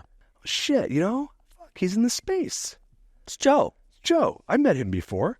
I had one conversation with him 3 years ago. So I hit up Matt, my buddy Matt. I'm like, hey Matt, would you mind like reintroducing me to Joe? And he's like, sure. I said, I have 2 questions for you. Number 1, do you think he would do my podcast? And number 2, do you think he'd advise my fund? And he's like, yes to number 1, probably not to number 2. And I was like, all right, well, whatever. Remember collecting no's. Yeah. So we schedule a call. It's me, him, and one of my other business partners, who I found, the guy that I talked to when I was in Oaxaca, who brought this idea to me, Dan. And so we have a call and Joe just rips into the idea, just shreds it. Like, just, I was like, oh, and we get off the call and I go to my buddy Dan. I'm like, that didn't go well. But at the end of the call, Didn't expect that. Yeah. yeah, well, I had no expectations. I was just like doing what I had been doing the previous 4 months, which is socializing the idea to people. And he was just another guy I was socializing the idea to. But at the end of the call, he's like, hey, we should have another call. And I was like, oh, that's interesting. Yeah. So this is literally like a year ago, like last week. It's like if the date goes really bad, you're like, and then she's like, we should do this again sometime. Yeah, we should have dinner again. You're like, I thought you hated me. No, it wasn't that bad. But he definitely like was like hard on the idea. And this is this is like middle of April last year. So we have another call. That next call turns into another call, and by June he was like, this is my next thing, I think. And it took me till September to get him to fully commit. He's like, hey, look, you guys are raising $20 million. I don't know what the hell you're gonna do with that. He's like, I'll do this if you want to raise like $200 million or $300 million. And I was like, fuck yeah. I'm like, dude, like I'm all about doing it big. I'm like, that was just proof of concept. And so yeah, we started. So this was in September. We started raising money, and yeah, we raised $250 million in January. Wow.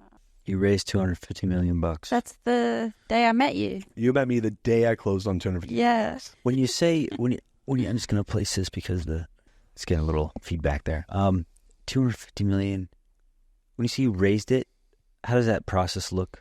It's a pretty specific process. So like I had raised money before, so I knew that, like, again, like, look, I had done a lot in my career. Like, there's no way he would have partnered with me had I not had the track record I had. I had a pretty like respectable track record in running a big business and raising money and stuff like that.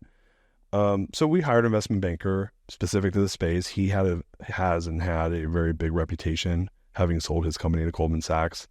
And then he ran a portion of their business for 4 years as a partner at Goldman Sachs, which is a big deal. Like, partner at Goldman Sachs is kind of like being like in Congress. Like you're like a statesman in the financial world. So that's a big deal. And so he's a celebrity in the space. So the reason we were able to raise so well was because of his track record. Okay. And we built a good team. But yeah, we hired an investment banker and we went and pitched a bunch of private equity, and it didn't take that long. It took 4 months. That's incredible. Yeah, it took 4 months. We pitched 20 plus people. It came down to a couple of them. We had a couple bids, and we took the one we liked the best, which was basically our investors out of Harvard. They came out of the Harvard endowment. So this type of language is like if you were to talk to me about ballet or something. I don't know. Yeah, it's very like it's a different language. Raising fund. Like, who gives you that money? Where does it come from? So our 100 people.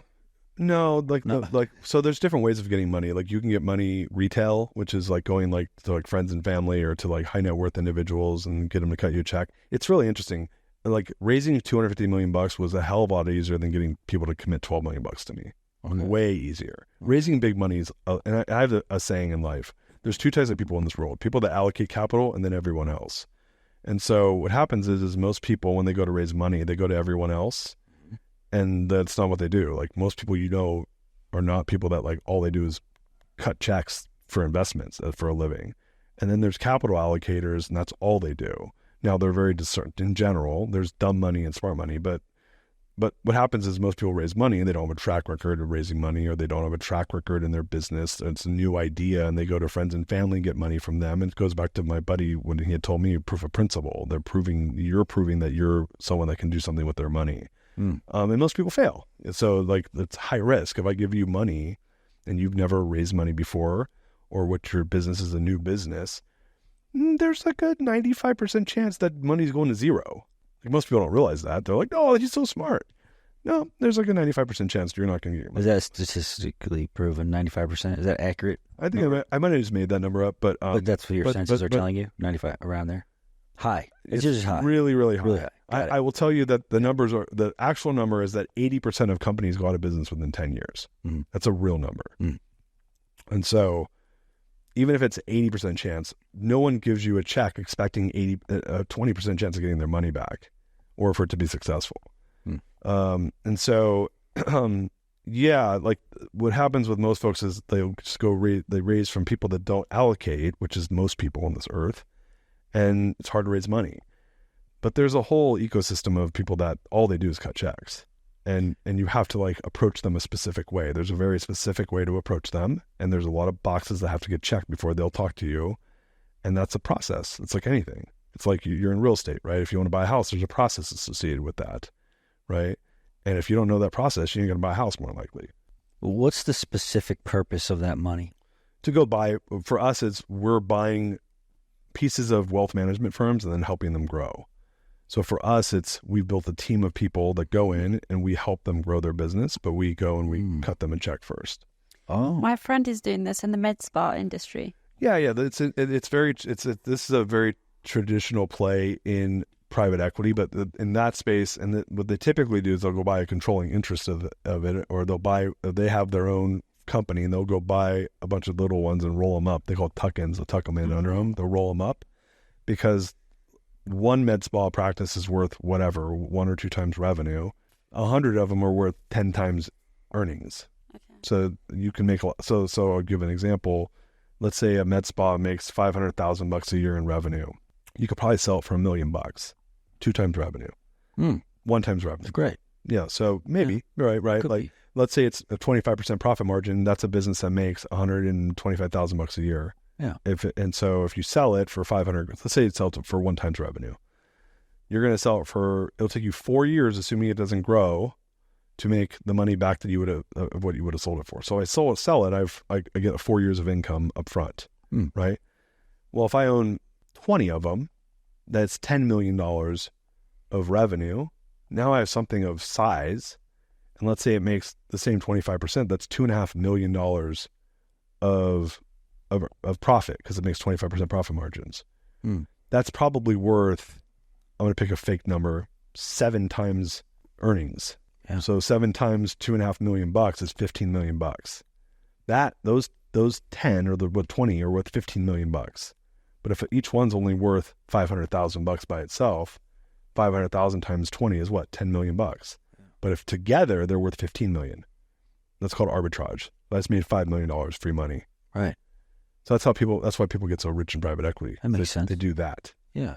So I just gave you an example of 20 med spas versus 1. What if it's 200? Well, the thing is as it gets bigger in size, instead of it being worth 7 times earnings, it might be worth 12 times earnings because it's bigger. It's harder. There's less capital allocators and they need to cut bigger checks and they're willing to pay up because they don't need as high of return. So 12 times, so it's 200. 200, each one makes $125,000 a year. What's that? The $37.5 million? $37.5 million of profit times 12, that's $500 million. So individually though, those 200 are only worth $500K each, or $100 million. So I'm giving you a perfect example of how private equity works. Yeah. If I go buy, each one of those is worth $500,000 each. Together they're worth, and there's 200 of them. 200 separately, they're worth $100 million.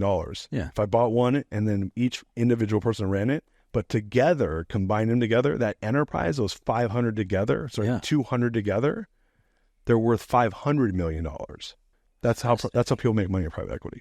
That's a $400 million difference. What a system.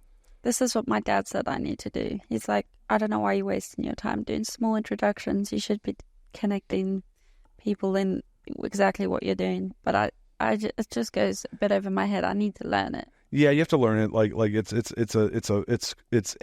kind of complicated, and B, it takes time because no one will just do it unless you have a track record. So it's like a chicken and egg issue, and you got to build credibility. So for me, I knew I wanted to do it. Going back to the very beginning part of this conversation is I started doing this 8 years ago.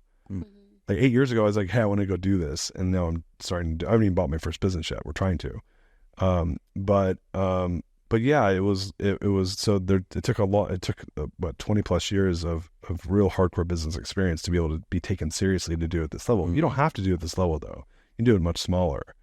You know? What type of business? What type? I don't want to get super specific. Are you targeting?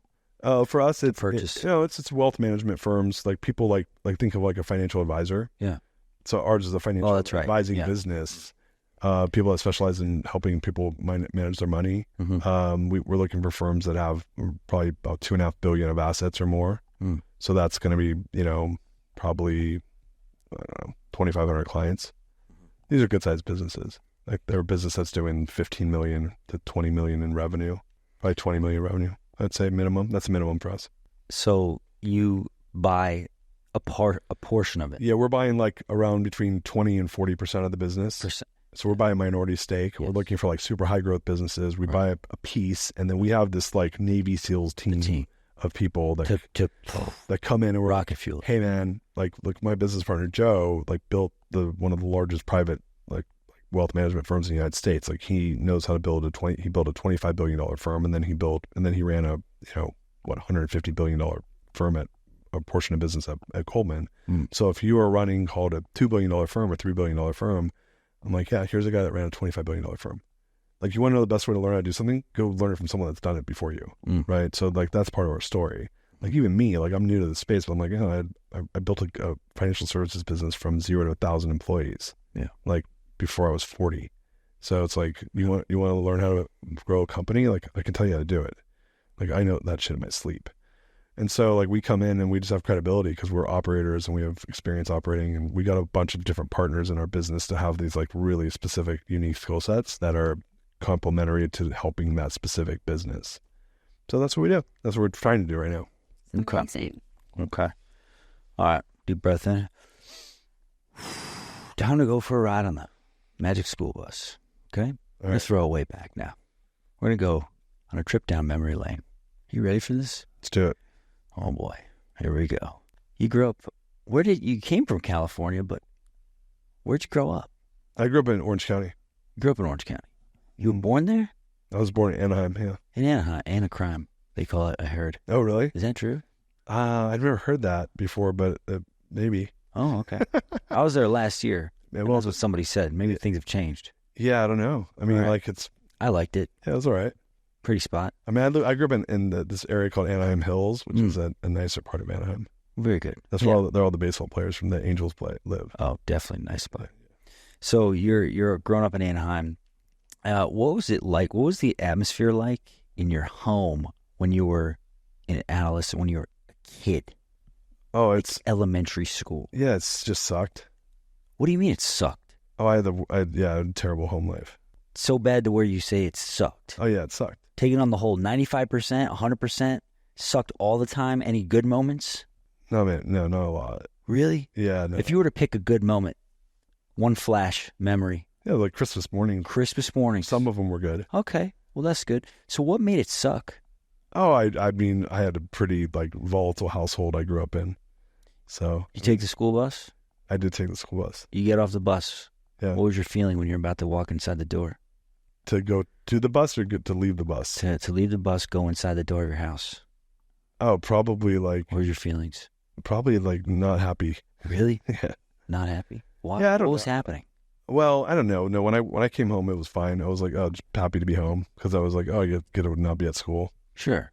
Okay. Yeah. What about your familial relationship? What was happening there? Not very good. Yeah, I had a pretty unhappy like at home.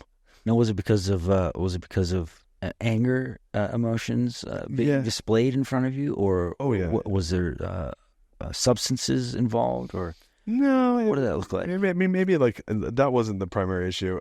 So it's actually a pretty long story, but so my dad so I grew up in a multicultural family. My father was Iranian, my mother's American, and my dad was an entrepreneur. But he was older than my mom. He was 13 years older than my mom, and they met when she was 19 and he was 33. And in Orange, California, she had just moved there from Western Pennsylvania. He was in grad school getting his MBA at now called Chapman University. It was called Chapman College then. And they met, fell in love, and then moved to Iran. And this is in the 70s. And I was born in 78, so this is like 75. And Iran then was like, Tehran was the capital city of Iran, was like the Paris of the Middle East. It's like kind of like what Dubai is now. That's a very like correct explanation. Like when you think of Dubai, that's what Tehran was. It was like the it was like the Paris of the Middle East. And so my parents lived there, and like my mom was like, there was a lot of Persian guys. The Persian government was sending a lot of people in the United States to get their higher education. It's paid for by the government. So my dad was one of those people. went back and he was the head of business development for Mack Truck, which is like, big trucks, right? So he ran all biz dev for Mack Truck for the whole Middle East. And he's like this fucking badass sales guy. And so my mom was pregnant with me and my brother. I have a twin brother. Oh. And she was 5 months pregnant. She was having tons of complications with the pregnancy. And so she came back to the States. Her parents were in SoCal because they were living in Anaheim. And my brother and I were born 1 month premature. We almost died at birth because back then being born premature was like no bueno. We survived, obviously. And then I guess so that was May of 78. And in December of 78, my dad came to visit us. Goes back in March. He was there for a couple months, goes back to Iran. And in June of 79, we all moved back to Iran when we were healthy enough and, old enough to like travel. So have you guys ever seen the movie Argo? Yeah. Ben Affleck? Mm-hmm. So it's a story of Americans being taken hostage in Tehran, Iran. It was a big scandal. It's called the American hostage scandal. It was worldwide news. Yeah. So basically, there was this revolution happening in Iran, and there was a huge American embassy, and they took over the whole American embassy and had like over 100 hostages. They kept for like a year and a half or something like that. Dude, it was a massive, big fucking deal. It was like there was a botched rescue mission. So that shit went down. I moved back there when I was 1 years old in June of 79. Yeah. And a few miles away from where I lived was where that happened. And that happened in November of 79. So November of 79, my parents were like, we got to get the fuck out of here. Yeah. And they fled the country, like got out, like in the middle of like this shit going down, which was like crazy. Yeah. And they ended up back in the States. My dad ends up going back because he's like has a life there, and he's like getting like basically selling his money on the black market to get cash to come to the States, selling all his shit. Ends up taking him a year and a half to do it. Gets stuck out of the country. By the time he gets back into the States in 1981, I'm 3. I probably spent 6 months of my life with my dad at this point. And my mom and my dad reunite, and they lived in Fullerton. Now my dad at this point, he's like, well, it's 1981, so my dad would have been 42. He's 42 years old. My mom is 28, 29. Me and my brother are 3. And we're living in this like little house in Fullerton, California. And my dad needs to like make a living. And my dad doesn't speak that good of English. And this is in the early 80s. Mm-hmm. And so you guys are young enough and you were not from the United States, but like if you're like Middle Eastern in the early 1980s and Iranian, and like, dude, there was so much racism against these guys. It was like brutal. I can imagine. Yeah, like it was not good. Mm. So my dad, and he doesn't speak the language that well because English is not great. And so my dad ends up he has to start something. He's got to make money. So he ends up buying a gas station in Riverside, California, Texaco, Texas Oil Company. Yeah. So he buys a Texaco with like the little money he has. And my dad goes from like having this super high level executive job where he's kicking ass, making commissions, selling Mack trucks all over the Middle East to like running a gas station.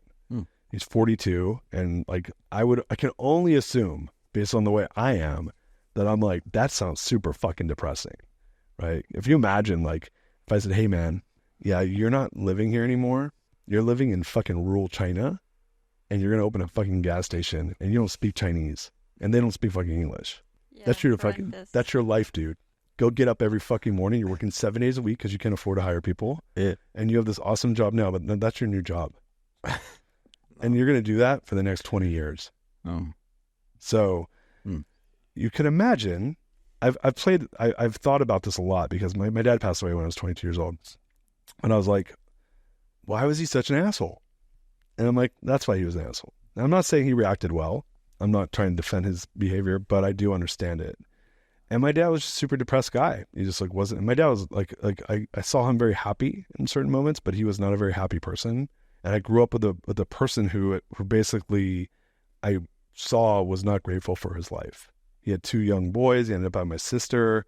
My mom was a wonderful person. What did he do in the house? Oh, he was just an unhappy guy, man. He worked 6 days a week. So just because his unhappiness, did he act upon that unhappiness? Oh yeah. My dad was not I don't want to be disrespectful to my dad, but okay, yeah. But my dad was like took it out on the family, in like ways that like you wouldn't like. I don't want to go into details just out of respect for him, but like in ways where like I didn't love my dad like my dad that much. Yeah. And so, you know, he took it out on the family, and he took his unhappiness out on his wife and kids, and like it made it where it was a really unhappy household. Mm-hmm.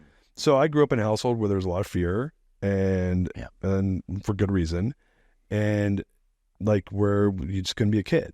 And so, you know, like I've thought about it a lot, and like for me, you know, I got my way of getting around it was like, all right, well, I'm just gonna go be like good at sports and good at school and like stay the fuck out of people's way, and you know, and like and get recognition that way. My brother was the opposite. My brother was like bad at school and bad at sports, and was like, I'm gonna get recognition by being a fucking total jackass, like getting in trouble. And then my sister, like, she's 6 years younger than us, got to like kind of be in the middle of that, you know. And my mom, you know, it was a lot of unhappiness like growing up. How'd your mom manage this space? As best as one can, you know. It was just a tough environment. Yeah. So this is elementary school. You don't have much say in the matter, right? You don't have your voice yet either, because people typically don't get that until they're maybe a teenager. Yeah. I mean, I probably did have a voice actually, because You stood up for yourself? Yeah. You did? Yeah. As an elementary? Yeah. Really? Like pretty. Yeah. I mean, like as best as I could. Best you could. I mean, there was definitely moments where like that was not an option. Mm-hmm. But no, like I like was pretty vocal like, with my family. Like I can remember being vocal like when I was like 8 or 9 years old. Outside the household, you were seen as in the public eye as a good kid. You're focused on sports and academics. Yeah. You never acted out. Your brother was the one acting out. Yeah, but so I got a lot of anxiety because I was always worried about my brother getting in trouble, and he did. Mm-hmm. So it was like it was like good reason to be worried about it.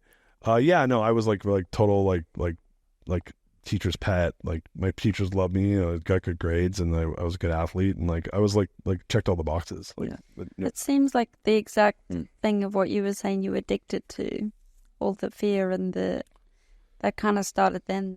Really. Yeah, looking over my shoulder, right? So no, for sure, That's what you were used to. Yeah, like it all, you know, some of this, and you know, there's a lot of studies around family trauma and epigenetics and stuff like that. I've done a lot of work around it just to understand like my own family and to try to like make sure like I don't do the same things. But yeah, and a lot of fear around like just safety. You know, if you grow up in an unsafe home, you learn to watch your ass, you watch your back. You're like, hey, the repercussions from me fucking up are really high. You know, so how about I don't do that? You know, and you start to get really good at not messing up. Yeah. Or if you're my brother, you're like, fuck it. Like, I'm going to do whatever I want. And I'm going to run havoc because I'll get seen that way. And then, you know, and you get seen one way or the other, you know? So let's move a little bit more towards the middle school era now, right? You had a different school at that point in time. Yeah, I went to a different elementary school is different than my junior high. Okay, yeah. So you're there. What was that experience like for you? Because that's can be a very weird time in a lot of people's lives. I had a brutal junior high experience. Like, tell us more about that. So I have a twin brother, as I mentioned, and so we were like, there's a saying, there's a TV show. Have you guys ever seen the TV show Modern Family? Yeah. So there's a scene in the show where the guy's talking about his like the two guys who were married on the show, the two men, where the heavier set guy's talking about his boyfriend in Iowa when he was growing up, and how he's like beautiful, and he's like, oh well, you know, was he, and the other guy says, wow, you know, was he smart? He's like, no, son, no. He's like, no, dear. God does not give with both hands. And I love that quote. And so yeah, my junior high school was like, God did not give with both hands. So my brother and I were like these like kind of chubby Afro, like half Middle Eastern, half white kids who just like looked goofy. And so we were easily a target. So in that way it was negative. The positive was like, we're fucking so sharp tongued, like we're so quick and funny, and we were kind of ruthless. They were a team. Yeah, so we were just always, and this started when we were young. And this is like like my dad's like that too. My dad's like really quick. My mom's like that too. And so we grew up like we didn't have to try. Like we're like we were like, you guys just watched the Tom Brady roast? Yeah, I just watched it. Yeah, Yeah. like we're like that naturally. Like we would fucking ruin you. And so I can remember ruining people when I was like 9. Like I'd be on a school bus and like some 12-year-olds would come on and start talking shit on us, and we would just like clown on the 12-year-old and like who were 13-year-old, who's like a junior high kid, and the 4th graders, making everyone laugh and point at them, and that's me and my brother. Yeah. So we've like, that just has always come naturally for us. Like the thing where you like say something and the whole room goes, oh, like that was us. And so we go to junior high and like instantly people start picking on us, and we're like, well, fuck these people. And so we just start clowning on them, and I'm like, and that did not go well. And so we became like hardcore targets, or like we were getting bullied hard. When was that its worst? Or early in our junior high school. So when we got there, it was the 7th and 8th grade. Yeah. And we had gone to an elementary school that was about 5 miles away from the junior high. And most of the kids at my elementary school went to a different junior high. So there was a small group of us, and we were like the popular kids at our elementary school. But we were like really small group, and we didn't know anybody at the new junior high. Yeah. And so we get there, and like right away you see the cliques and stuff, and we're like, and it's me and my buddies, but we're small. Like there's not many of us. There's like 6 of us. And then you see these like groups of kids, and there was one group of kids who were all these like young football players, and not like European football, American football, Pop Warner football. Mm. And all the girls that I went to elementary school with were like the really pretty girls, and they were like our like girlfriends when we were like 6th grade. And so all those guys were like wanting to hook up with the girls that were like our ex-girlfriends. Yeah. And so that starts happening. And so they'd start friending with the girls that we know. And, but they'd start, I don't know, man, they started picking on me and my brother, and my best friend in junior high school's brother was this like fucking maniac who would like beat the shit out of people. So no one fucked with him. Mm. But me and my brother like were like targets. And so one day we're going to soccer practice because we played soccer.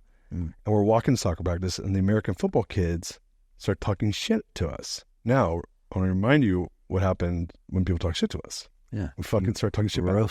We roast them. So we start, I'm not going to say what we said because it's not appropriate, but I can only imagine. We start insinuating that they had a preference of sexual inclination that did not include girls. Right. We started making tons of like gay jokes. Yes. Which this is the 90s. Like that was totally cool then. And you were in I was 13. Yeah. So we started like you get past. Basically, we started calling them gay, like which was not something that they took really well. Mm. So in the middle of my soccer practice, like they all come over. These are like 13, 14-year-old kids. And they beat the shit out of my coaches and me and my brother and our entire team. What? They jumped adults. Oh my God. They jumped adults. Whoa. And their coaches let them, which is fucking weird. Yeah. Like I'm an adult man now. I'm like, that's weird. It was just weird that they did it. So their dads were like supporting them bullying, right? Yes. So they like attack us, and anyway, it gets broken up. This is like 7:00 at night on like a Tuesday. And I'm like, oh, fuck. I got to go to school tomorrow. Mm. So I'm going to school, and I'm like, that's not going to be good. I get to school, man. And like, these guys were like, from that moment forward, we were their fucking target. And they were like, there was like way more of them than there was us. Yeah. And so it became this thing where they were just like every day, they're like, fucking like, so that next day these 10 kids come up to me, and it's like me, I'm like this, like I'm probably like 5'2", 5'3", like $120. Yeah. And these kids come up to me, and one of them just fucking punches me in the face. And the heck? Yeah, no, like they were like trying to fight, they were trying to start shit with us. Yeah. So my brother gets punched in the face, I get punched in the face, and I'm like, I don't know what to do. I'm super anxious, like I'm gonna get my ass kicked. And like, it wasn't going away. My mom goes to the school doesn't do shit about it. This is like before Columbine, which is when the school bullying stuff changed. And so, yeah, that was the beginning of this like massive bullying. And my brother was heavier than I was. He was a pretty overweight kid. And so they were just making like fat jokes about him and like talking shit about him and me. And like, and then even some of our other friends, but we were like the 2 main targets. And my other friends were left alone because they had older brothers. Mm. But we were like, it was fair game. Like, and they were, I'm telling you, there's 2 of us and there was like 20 of them. And so I lived in fear for like weeks. So, and they kept trying to start fights with us. And these kids were like, the kids that were like 6 foot tall and like had already gone through puberty. And we're just like these little like chubby, like 12-year-olds. And so I was like, God, I don't know what to do. So my mom's going to school. My mom calls the coaches. They're like basically talking shit to my mom and my dad. I mean, it was fucked up. So one day my mom says to me, my dad's not helping, because my dad's just like, my dad was Persian and he had like real heavy accent. He's like, you need to poke their eyes out. I'm like, Dad, that's not helpful. Like, what do you mean? What do you mean I need to poke their With what? A stick? No, my dad's telling me to poke their fucking eyes out with my fingers. Ooh. It's like, that's my dad's advice. And I'm like, Dad is not helpful. Like, what do you mean? Poke I'm their, a kid, I'm gonna fucking poke his fucking eye out? Really? That's literally the advice my dad gives me. So my dad's telling me to poke their eyes out. Yeah. My mom's calling the school. School's not doing shit about it. My mom's calling the fucking football. They're not doing shit about it. And every day I'm going to school and I'm like, I'm going to get my fucking ass kicked today. And so I was super anxious about it. And so my mom says to me, she goes, no matter what, I love my mom. My mom's full Italian. She's fucking hardcore. She's like, no matter what, you got to always get the first punch in. So this is the, like, what the heck, dude? So, yeah. This is a really like funny story. This is a transformational story. So that's what it's all about. So now maybe this is like a month in. Every day I'm fearful getting into a fight, and I'm just kind of, and they're walking by us in the hallway and like shoving us in the lockers and like start trying to fight us, and like it just like, you know, I'm evading a fight every fucking day. Yeah. So one day I'm at lunch and I'm walking by these fuckers, and there's one kid in particular who was like a redhead, fucking, his name's Nick Caesar. And there's another kid named Chris Lundstrom who's like the gang leader. He's like the quarterback of the football team. And they're like these ripped little fucking football players. And Nick's like, and I'm walking by, and Nick goes to Chris. He goes, hey, Chris, do you smell what I smell? And I'm like, and he goes, I smell pussy. And he points at me. And I was like, I'm like, whatever, fucking ignore this guy. And then I was like, you know, fuck this guy. I was like, and like, cause I have this part of me that's like, I don't take shit from people. Right. And so I was just like, you know what? And I get in his face, and he's like, oh, Nick, he wants to fucking fight you. And they like people started getting all hyped up. Right. And I was like, you know what? Fuck this. And I just walk away. And so this girl one of the girls who was my like girlfriend or something from elementary school, she's like, Darius, just ignore them. And I'm like, yeah, fuck these guys. And I just go in line to get a Coke or something. And then they started making the pussy comments, like going, like, turn up the volume, right? And so I was like, you know what? Fuck these guys. And then so I go and get it, and I'm like, you know what? Fuck you guys. And the kid Nick, it stands up, and he's bigger than me. And I have braces then. And he fucking pushes me in the face. Now, I grew up in a household where like there's abuse. So like touching my face is like not cool. Like it's not cool to touch anyone's face. Mm-hmm. But he like shoves my face. Red. And this other kid, his name is Mike Farina, who ended up actually being friends with him later, shoves my head. And I just like took a step back, and Margaret was the girl. She's like, Darius, just leave. She's like, run, Forrest. And I was like, and then this voice goes in the back of my head, always get in the first punch. and I go down, and I fucking sock this kid in the face as hard as I possibly can. I didn't feel anything. And next thing I know, I'm bashing his head against my knee, bashing his head against a pole. And I was just like, yeah, like I'd lost my mind. Yes. I'm beating the living fucking shit out of this kid. Okay. And I look up, and I didn't even realize what I was doing. And all of a sudden the kid Nick's on the ground, and Chris goes, you're getting your ass kicked. And I was like, what the fuck did I was like shocked at what I just did. And this kid's not weak. Like this kid's a tough kid. And he stands up and starts like fighting me back, hits me a couple times. And next thing I know, I'm on top of him, pinning his, like my knees are on his chest. I'm pinning him down. And have you ever seen the movie Christmas Story? Yeah. You know the scene where the redhead's getting pummeled by the Ralphie? Yeah. Yeah. With his little mittens on. Yeah. That's me. Yeah. I'm crying and just like screaming and crying and bashing this kid's face in. And the teacher comes to stop the fight, and I push the teacher away and just like continue to pummel this fucking kid. Yeah. Like it was like rage. And they finally ripped me off of him, and I'm just crying, and I'm blood into my mouth because I have braces, and I'm just like, fucking, like, I'm just like I lost my shit. And so I go to the principal's office, and I get suspended, and he's like, I kicked your ass. I'm like, fuck you, I kicked your ass. Oh my God. Did it stop after that? Oh. The story gets better. And so my mom pissed me up, and it was like Christmas. My family took me out to dinner and movies, and like they were so proud of me that I beat this kid's ass. And but it was interesting as I'd seen this side. Like I'd never been in a fight before, but I was like, oh shit, I could protect myself, you know. Yeah. But and so the next week at school, one of these other kids is doing the same. One of the other kids starts shit with my brother, and now they're not fucking with me as much because like there's this like first step, right?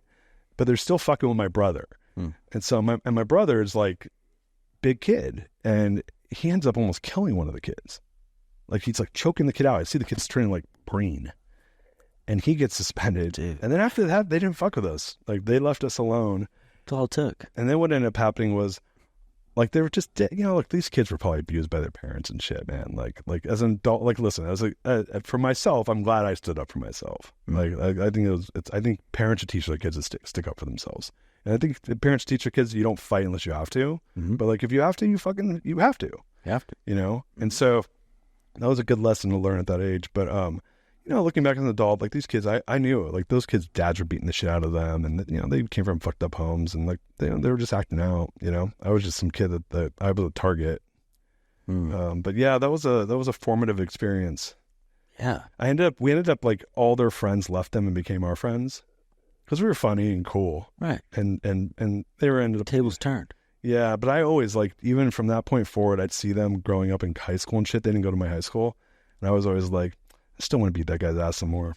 Like it never left. I never liked that. I was never cool with those guys ever. Yeah, it's hard to go back. You asked me about junior high, man. I don't know if you expected that. No, I didn't expect fighting. Street fights in the cafeteria. Yeah, no, it was outside the cafeteria. Oh. It was outside. Yeah. Where's Margaret today? Margaret lives in Michigan, I think. She's veterinarian. Do you still speak to her? Yeah, we're connected on Facebook. Wow. She's helping. She's saving people, saving dogs.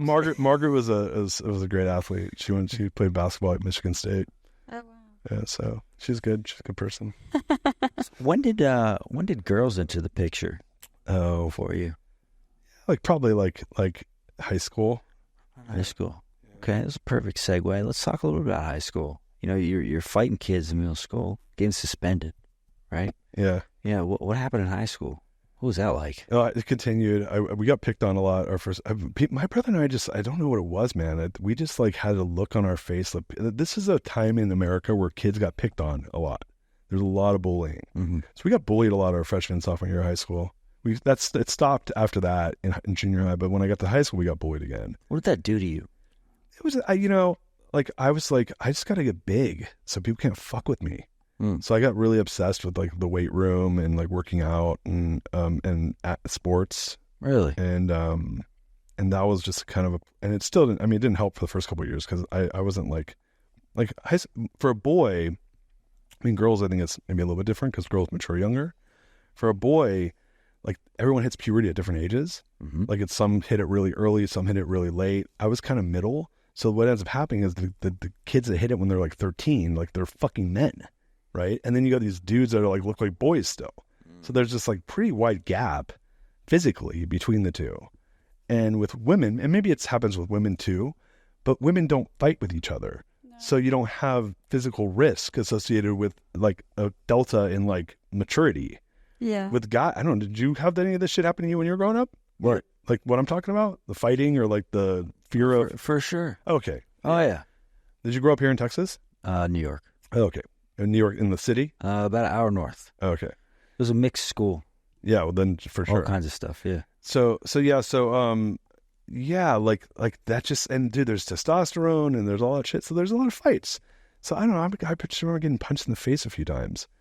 But I played sports and like, I just got, and I don't know, like, especially when you're young, when you're a freshman, when you're young in high school, the girls always date the older guys.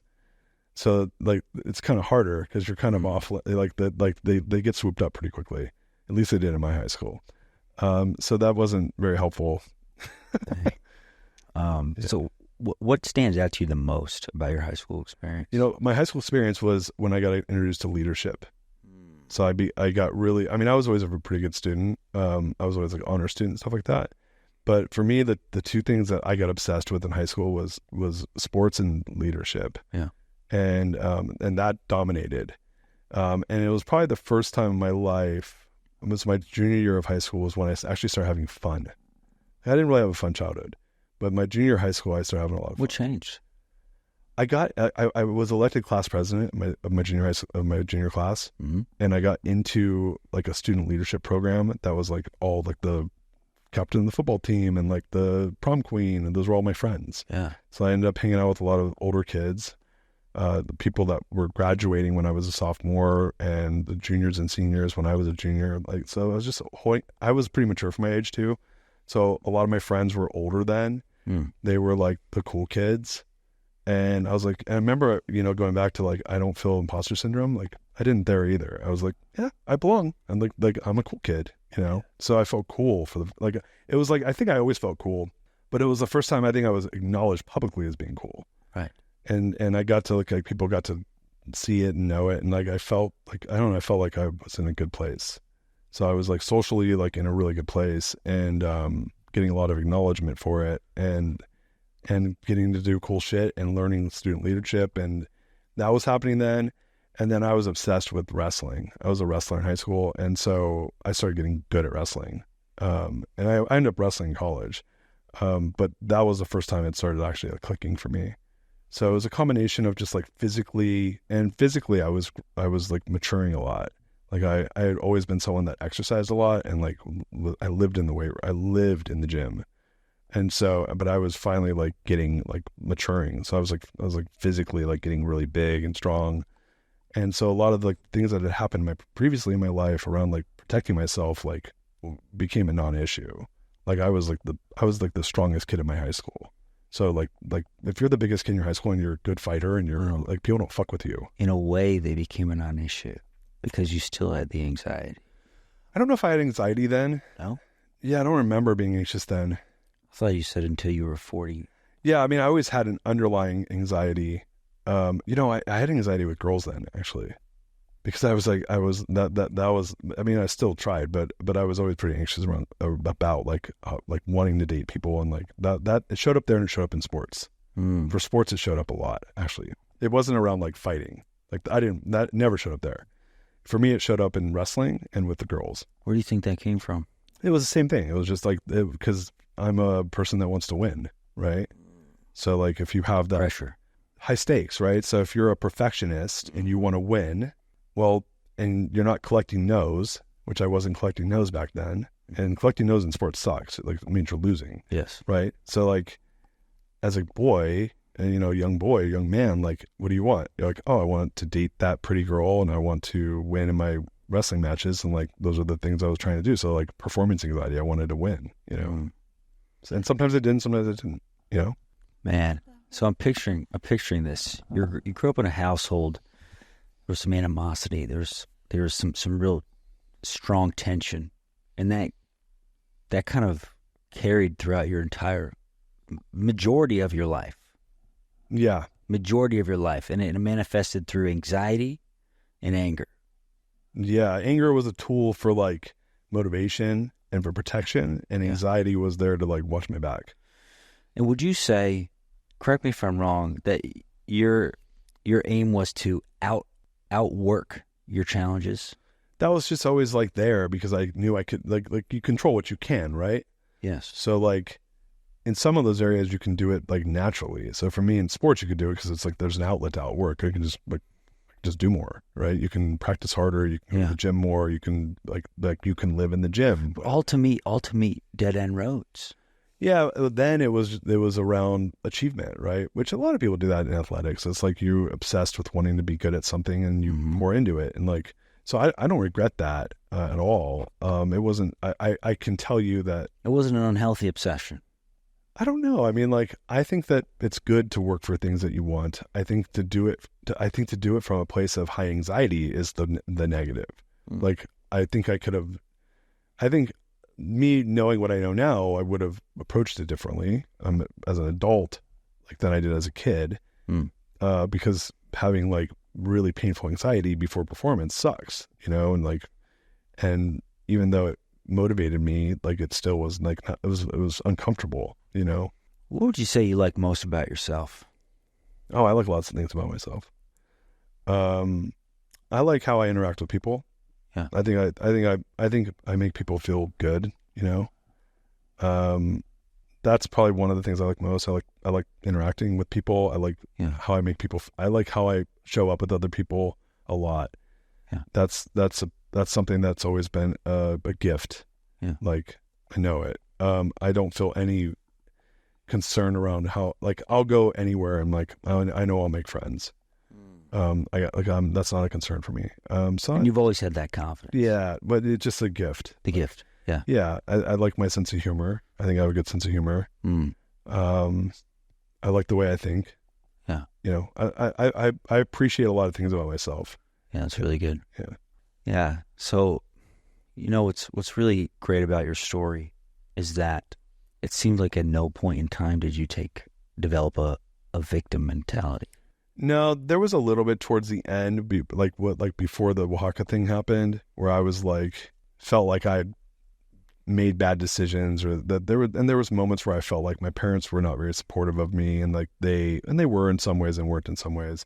But there was always these like tinges where I was like, oh, if my parents had been more like how I am, I would have had so many more opportunities, or if my parents had like paid attention more, then maybe I would have, you know, been different in some other ways. My parents were kind of hands off, and so I felt like there was a little bit of victim mentality around, like, hey, I wish my parents had shown up differently for me, because like if you're a twin, which I was and am, and you're a great student and a good athlete and all this positive stuff, good student leader, and your brother's like a troublemaker, like what ends up happening, most people don't realize this, is like the schools and the teachers talk shit to you about your brother, and B, you're protecting him, and C, your parents are going to watch how much accolades they give you, knowing that your brother's not getting it.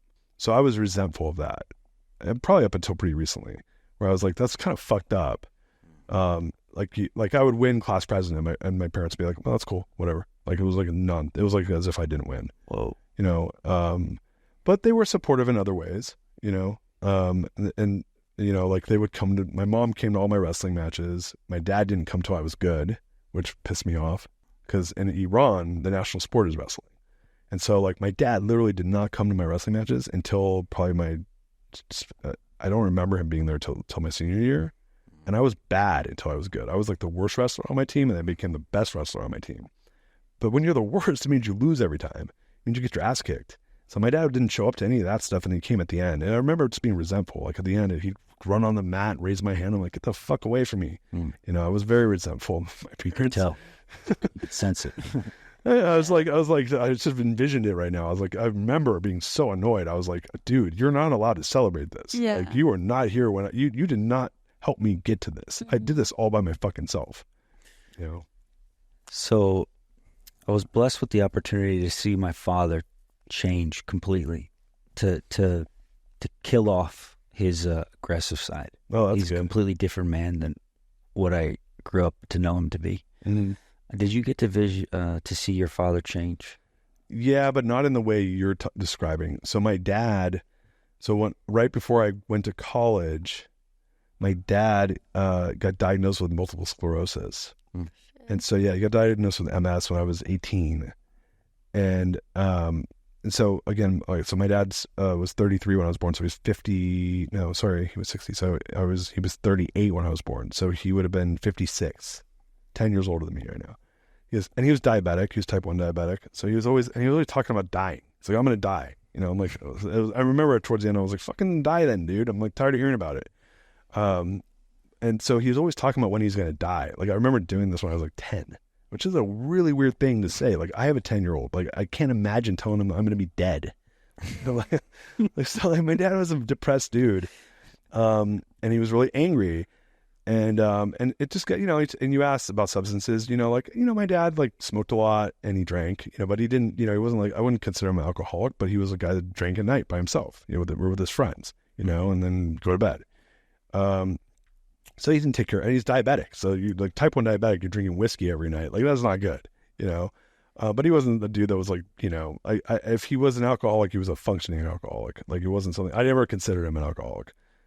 He had other shit that I didn't like about him way worse than the fact that he boozed a little bit. But he didn't take care of himself. That's the point. And he didn't really exercise, but he was kind of my dad wasn't very big either. I'm about 6 foot, and right now I probably weigh like 240 pounds. And this is me lean. Like when I was in high school, I was almost 300 pounds. I was a fucking big dude. My neck was 21 inches, which is, I looked like a professional wrestler when I was in high school. I was literally like fucking like, I was like a beast. Like you look at me, you're like, dude, don't fuck with that kid. Yeah, I was like jacked. And my dad was like 5'7", like $150. Like he was this little dude. He was like this little dude, but he was fucking feisty and angry, and like he had a crazy temper. And he was like, no, and dude, I saw my dad get in so many fights, like fist fights with randoms. Like someone would like drive up their car and we'd be on like at a red light. I remember being 12, and like someone would like pull up to really fast behind my dad and like almost hit him. Yeah. And he would fucking hop out of his car with a fucking bat and start hitting their car. Wow. Like it's like a movie. Yeah, no, my dad would like threaten people's lives and shit. He was fucking a maniac. So this is a guy that like was like, you know, like feisty and angry and didn't take shit from anybody.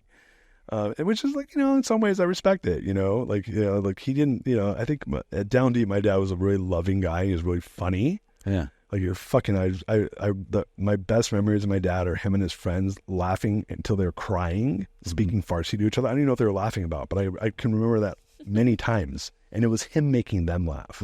So like when I talk about me and my brother being funny, I'm like, dude, I know where it came from. My mom's funny too, but like he was a funny motherfucker. Yeah. You know, he didn't even speak English, and I knew he was funny.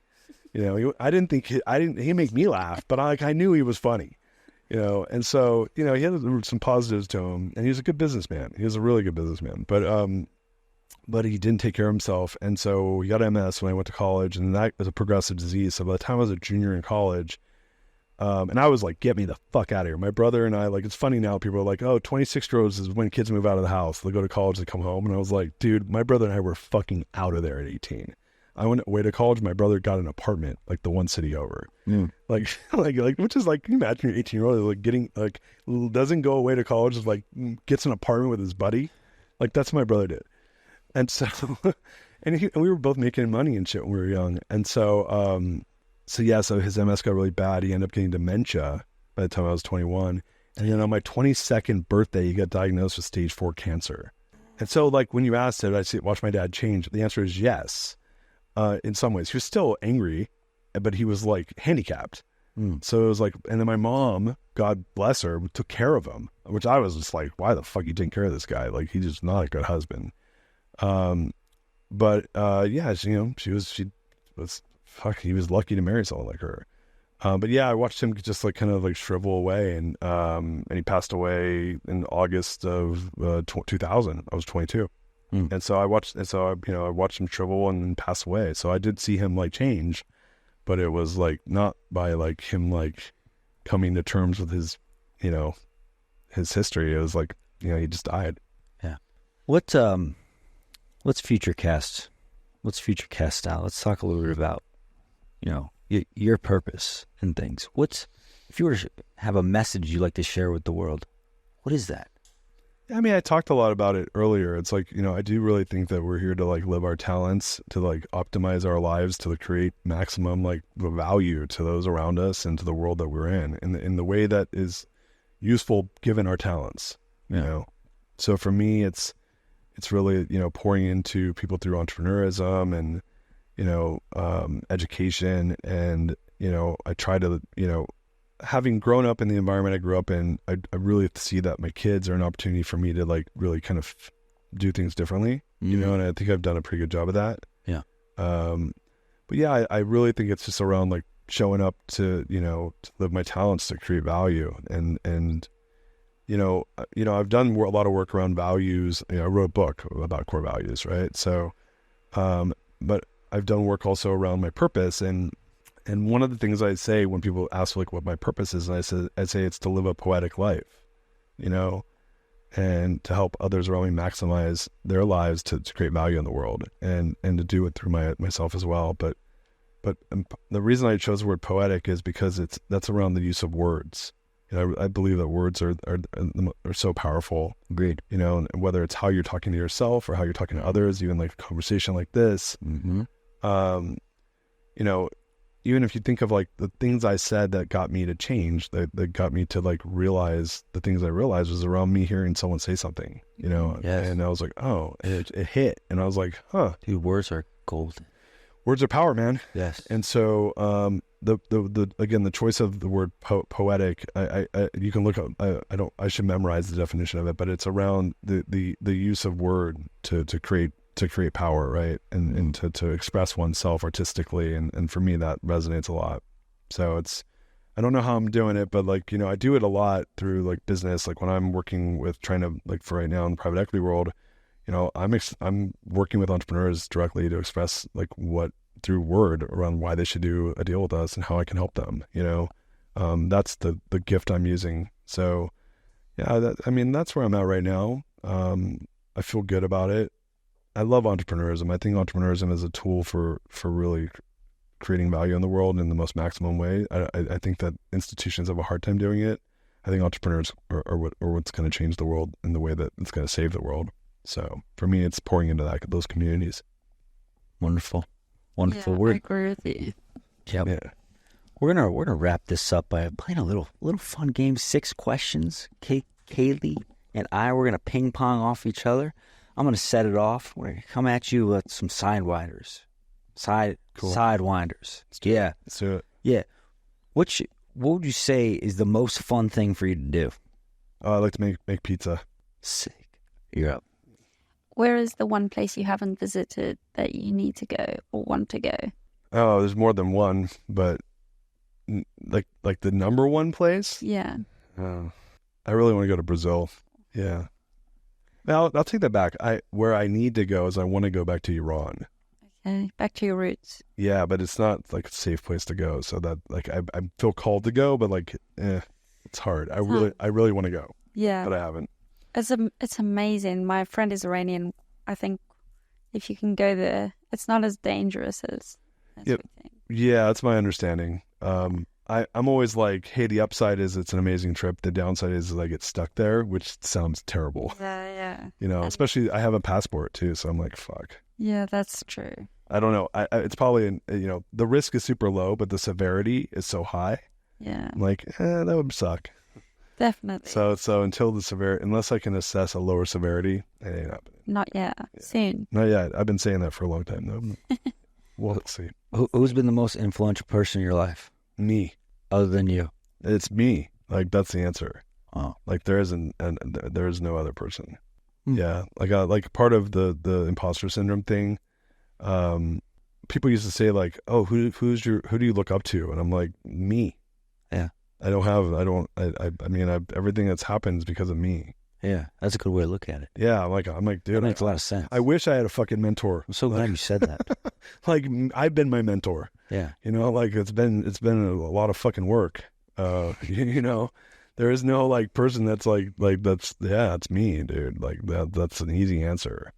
That's cool. Yeah. What you got, KB? What's the meditation that you do now? I do TM, Transcendental Meditation. Yes, I've been doing TM now for about a year and a half. Oh. So I try to do it. My goal is to do it 300 times this year. I'm a little off track right now, but I'm thinking about Do you get a coach to teach? I did. I have a great coach out of California that taught me, and then she gave me my mantra, and then What's your mantra? you're not allowed to say it. Yeah, it's like you're not allowed to. Like if you do it, you'll get your mantra, and you're not allowed to tell anybody what it is. It's a made up word. Yeah. But it's interesting. Like I was getting dental work done the other day, and I was just like saying my mantra to myself while I was like meditating while they were doing fucking dental work. So your mantra becomes your friend. You can use it. I'll be in an uncomfortable spot, like sitting somewhere where it's noisy or something, and I'll just like close my eyes and fucking start saying my mantra to myself, and kind of chills you out. Do you still have the out of body? Have you had that since? No, I did do it. I went back and did that meditation actually again about a month ago, and it was interesting. I didn't have the out of body. That's insane. Yeah. I really want to listen to the meditation. Yeah. It's I mean, I have a good voice, so yeah. You asked what I like about myself. I like my voice. It's good to like. Have you ever voice. thought about becoming a voice artist? I probably could. No, I haven't thought about it. I thought about becoming an actor before, but not a voice actor. But I could. I remember I was like, you were asking about girls. Like when I was in college, I've always had a lot of friends that are women and men, but and like, you know, that's not like when you're a young guy too. A lot of guys don't have girls that are their friends, right? That's all guys. So, but me, I had girls that were my friends. So this girl that she was going to UCLA, and her name was Marin, and she had this her roommate's name was Gina, this hot blonde Italian girl, and I would call Marin to just bullshit with her, and she's like, Gina thinks you have the sexiest voice. Wow. And I was like, that was the first time I was like, I do have a good voice. And I didn't like my voice then because I have a little nasally voice, but then I hear myself on podcasts and I'm like, I like my voice. It's a good voice. Hi. Hey, I would call Gina. I'm like, what's up? Hi, Tina. Hey, Hey, G. how's it going? Hello, big boy. What's going on? Hey, what are you doing? What's your go-to restaurant in Austin? Oh, go to, what does that mean? Like my favorite or the place I just go to because I like The most frequent. Oh, Uchiko. Uchiko, sushi guy. Yeah. I go to Uchiko. So one, like, I don't like paying for sushi because it's, you know, it's like it's always expensive. It's a rip. It's a little, It's fish and rice, dude. Yeah, I get what you're saying. But it's good, Yeah. and it's like it's delicious. And so my mom's always like, "Hey, what do you want for birthday and Christmas?" I'm like, "Just give me gift certificates to Uchiko because I know I'm like I use it Yeah. if I'm not the one paying for it." Fair. So like my wife and I do Uchiko date nights like once a month, and it's just like our birthday and Christmas gifts. We always just ask for it. So Awesome. I go there a lot actually. KB, send us out. Last question. What? I know, I've gone blank. Ask him about who he would want to talk to. If it's one person that's still alive. I don't know that question. One person that's still alive that you would want to talk to. You haven't yet. One person that's alive, and I only get one. Gus. You get to sit down for an hour and talk to him. Oh, Like, interview them. oh gosh, there's a couple. No. One. But Arnold Schwarzenegger. Yeah. I had a vision 2 days ago or a week ago, and I was doing breath work, and JP came into my breath work, and he said, "You remind me of one person." And I said, "Who?" And he said, "Arnold Schwarzenegger." I love Arnold Schwarzenegger. He was someone I was idolized growing up because he was like. I'm obsessed with I him. love him. Yeah. You could get him. I mean, I probably, as far as I'm concerned, I'm going to meet him. I want to help you. All right, let's do it. Let's do it. I would love to interview him. I just read his book recently. It's such a good book, his new book. But I love him. I've always been a fan of his. He's such a cool story. Like, just his life story is awesome. Such a good guy. That guy was born in like rural Austria and ended up becoming the governor of California and marrying a fucking Kennedy. Yeah. Like, that's how awesome is that? He was like the #1 action star in the world. Yeah. That's just such a cool story. And the guy's just such a, so disciplined. Like he is someone I actually look up to. Yeah. Yeah. He's and he's got a good sense of humor and yeah. Have you tried reaching out to him? Yeah, I think so. I have to look. We have a list of people we reach out to. I'm assuming he's on that list. If he's not, I need to add him. Have you tried LinkedIn yourself? No, I'm probably, that's something I need to do to try to get some of the heavy hitters on the show is I probably need to personally write them. You could also use AI now. Yeah, you got to like really find who their people are because we get a lot of, obviously my show gets a lot of people now, right? And so we have a system for it. We bug them until we figure out who their publicists are because he's not reading his shit. And if he doesn't know you, sure as hell's not reading it. So we got to figure out who he knows, and then we'll get in. He got interviewed by Ryan Holiday. I saw that, and I was Ryan. and I saw that, and I was like, all right. I have to build up a bigger social presence, I think, to get some of these people because all my presence is on podcasts directly, and that's where I have like 200,000 subscribers, and I don't have any on YouTube where it's very low or it's very low on Instagram. So what's happened sometimes people are like, let me see your Instagram, like 35 people, and I'm like, oh. Like I have 200,000 on the podcast platform, but that's not where people go. So I gotta spend some time there. Yeah. for you. So how do people contact you? Just go to my website, therealdarius.com. They can email me, Darius at therealdarius. Yeah. Yeah. And the best way if you want to like hang out with me is go to the podcast. Go to the podcast. Yeah. So subscribe to The Greatness Machine. Yeah. Read my book if you're a business person and you want to like learn about cool business stuff, around how to build a core value driven organization. But the podcast is good because on Fridays I do solos. Oh. So even like a lot of the stuff we talked about on the show, like these are probably 15 different podcast episodes that I've done that are solos. Those are Fridays. Fridays are the most prolific life learnings that I have. So you just channel and share knowledge. I have like a list I keep in my phone of like ideas for, here, hand me my phone. I'll tell you, I'll read you some of them. Like these are ones I haven't done yet. So I have to feel inspired to do Fridays. Wednesdays are interviews. Fridays are, so like, literally it's like all these. Well, it's good. So like, here's the one I just put in here. I was talking about it actually. So are you playing for the ego or playing to win is a show that I just thought of. Like, who are you playing for? Like, which one? Right. So that was, I don't remember where that came from, but it's good. And then the 10-second rule. So I've come to the conclusion that life is just a series of 10-second moments. And like, are you living in those moments or are you living beyond them? So those are a couple episodes. That's so true. That's great. Being beaten versus losing. What's the difference? So this came from McCune's book, Essentialism. So a lot of it I get from reading too. So I read a lot, and so when I read You get a lot of inspiration from reading. Reading is good because you get ideas from it. Yeah, you know. So I'm reading right now. I'm finishing what's his face's book, Adam Grant's book. Anyway, I'll look it up. Simply Said. No, it's an older book. I can tell you, it's on Audible. It is Hidden Potential. But I have a massive, like I did a 5-part series on my, last year I listened to 52 books. My goal is to do one a week. Do you listen to them whilst being present? Yeah. Because if I'm not, then I'll forget most of it.